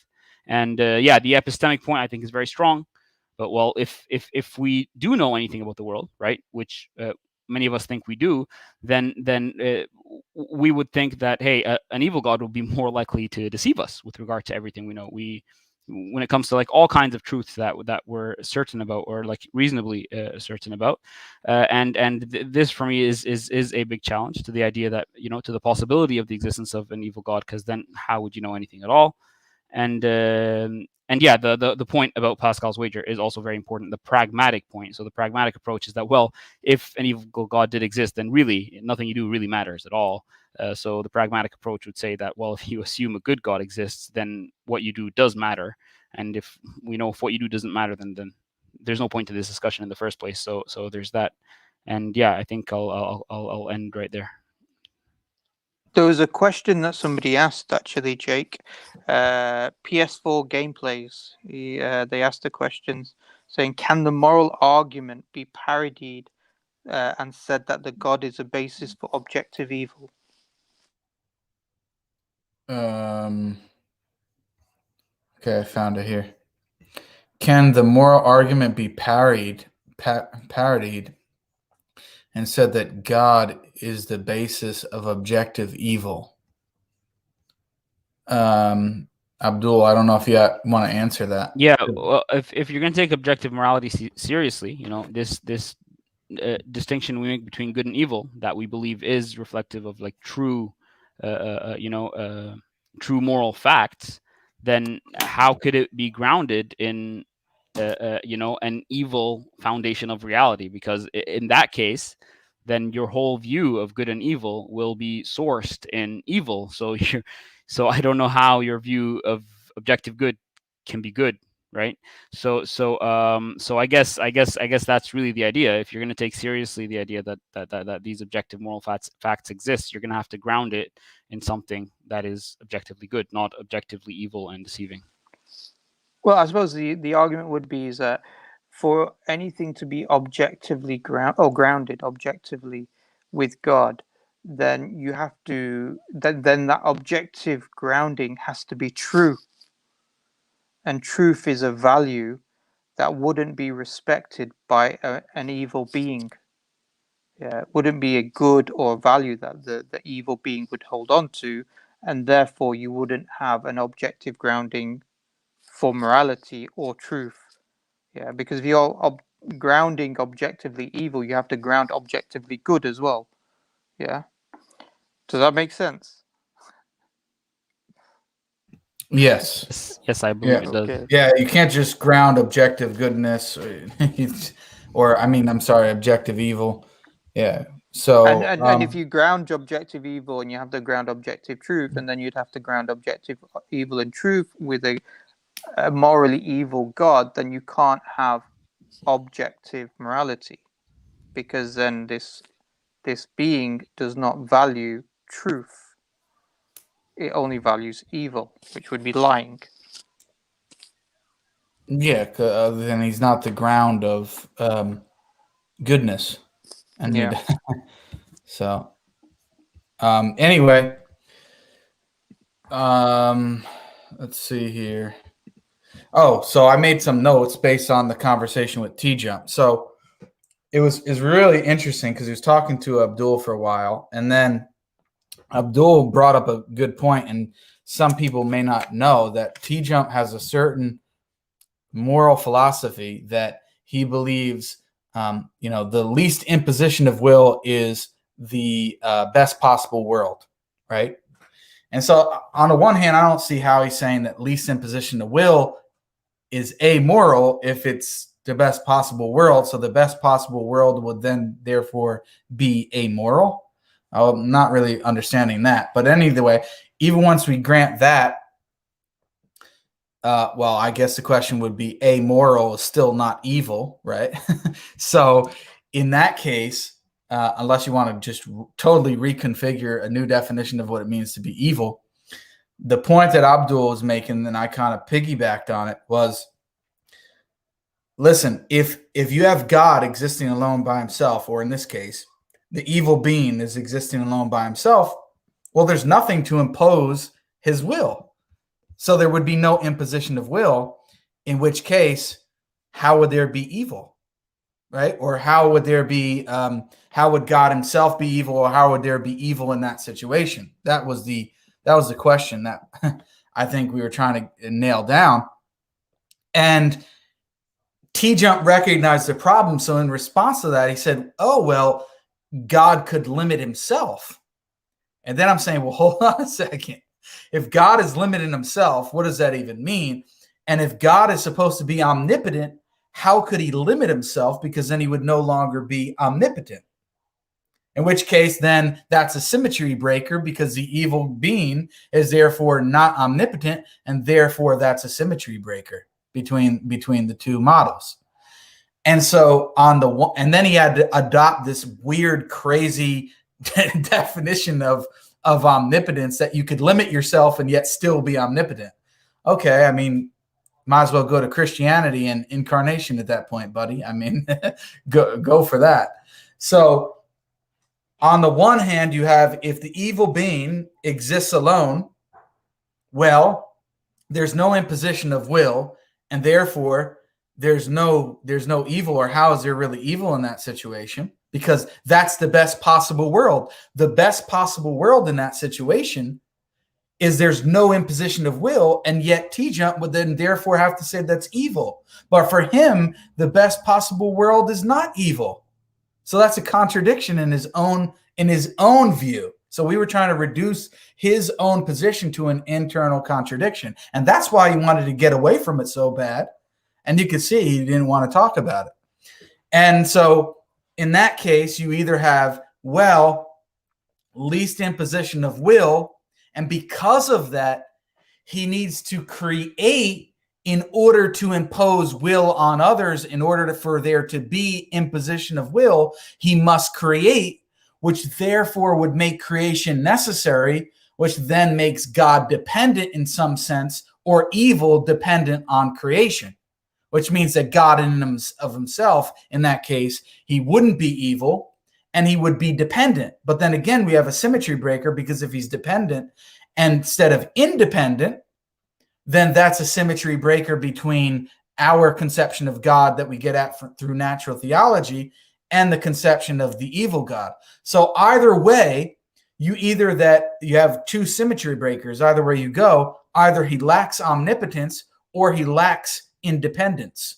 And either way, in that case, then you're going to have a symmetry breaker. So I think that was clear, and I could see that, and Sharif brought it up earlier, that when I started making those points, notice how TJump started to go back. He said, oh, well, I'm not granting those arguments. And he wanted to go back to the arguments for natural theology.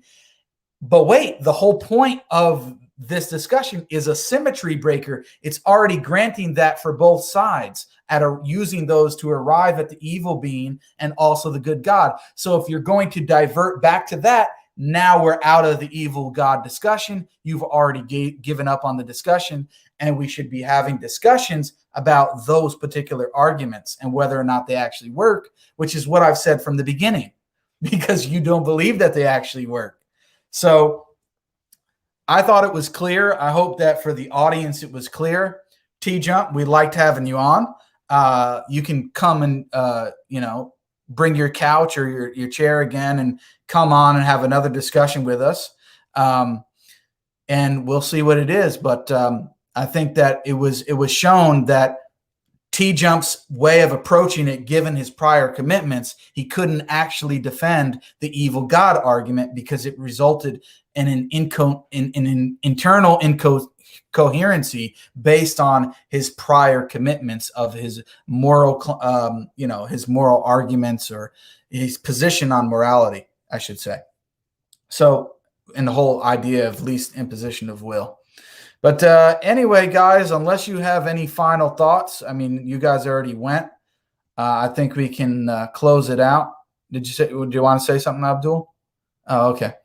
So any idea what we're doing next, or no? Not sure yet. Not sure yet, no. We obviously, if anybody wants to give us suggestions in terms of topics, people to bring on, or topics primarily, we always get suggestions. There are a few debate reviews. You mentioned last time we're going to do a discussion review on a review on the discussion I had with Armin Navabi. Armin Nababi. Yeah, so we can do that sometime soon, inshallah. Yeah. And also, Jake, are we going to do a debate review of your debate with Samuel Green? I don't know. Come I mean, on, I put let's it do I put it on Twitter, and most people want to see a review. So Yeah. I We'll do it guess on so. And tap.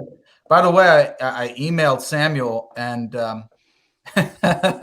let's just say I think he's kind of reconfirmed his position. So once again, guys, I think I'm still undefeated as far as that goes, because he reconfirmed his position, and was willing to say that human souls are not created. So I don't, as I thought, I think he thought about it, and he actually genuinely took that position rather than just off the cuff.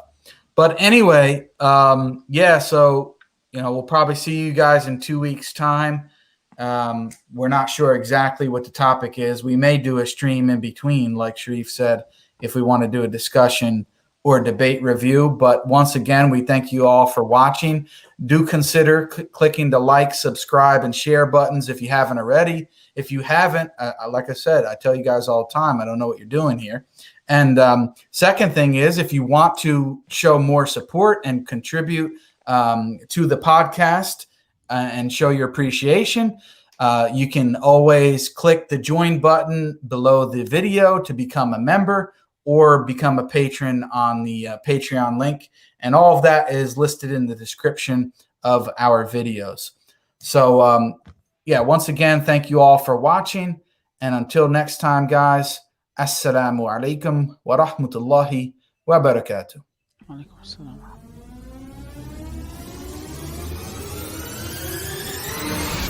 حي على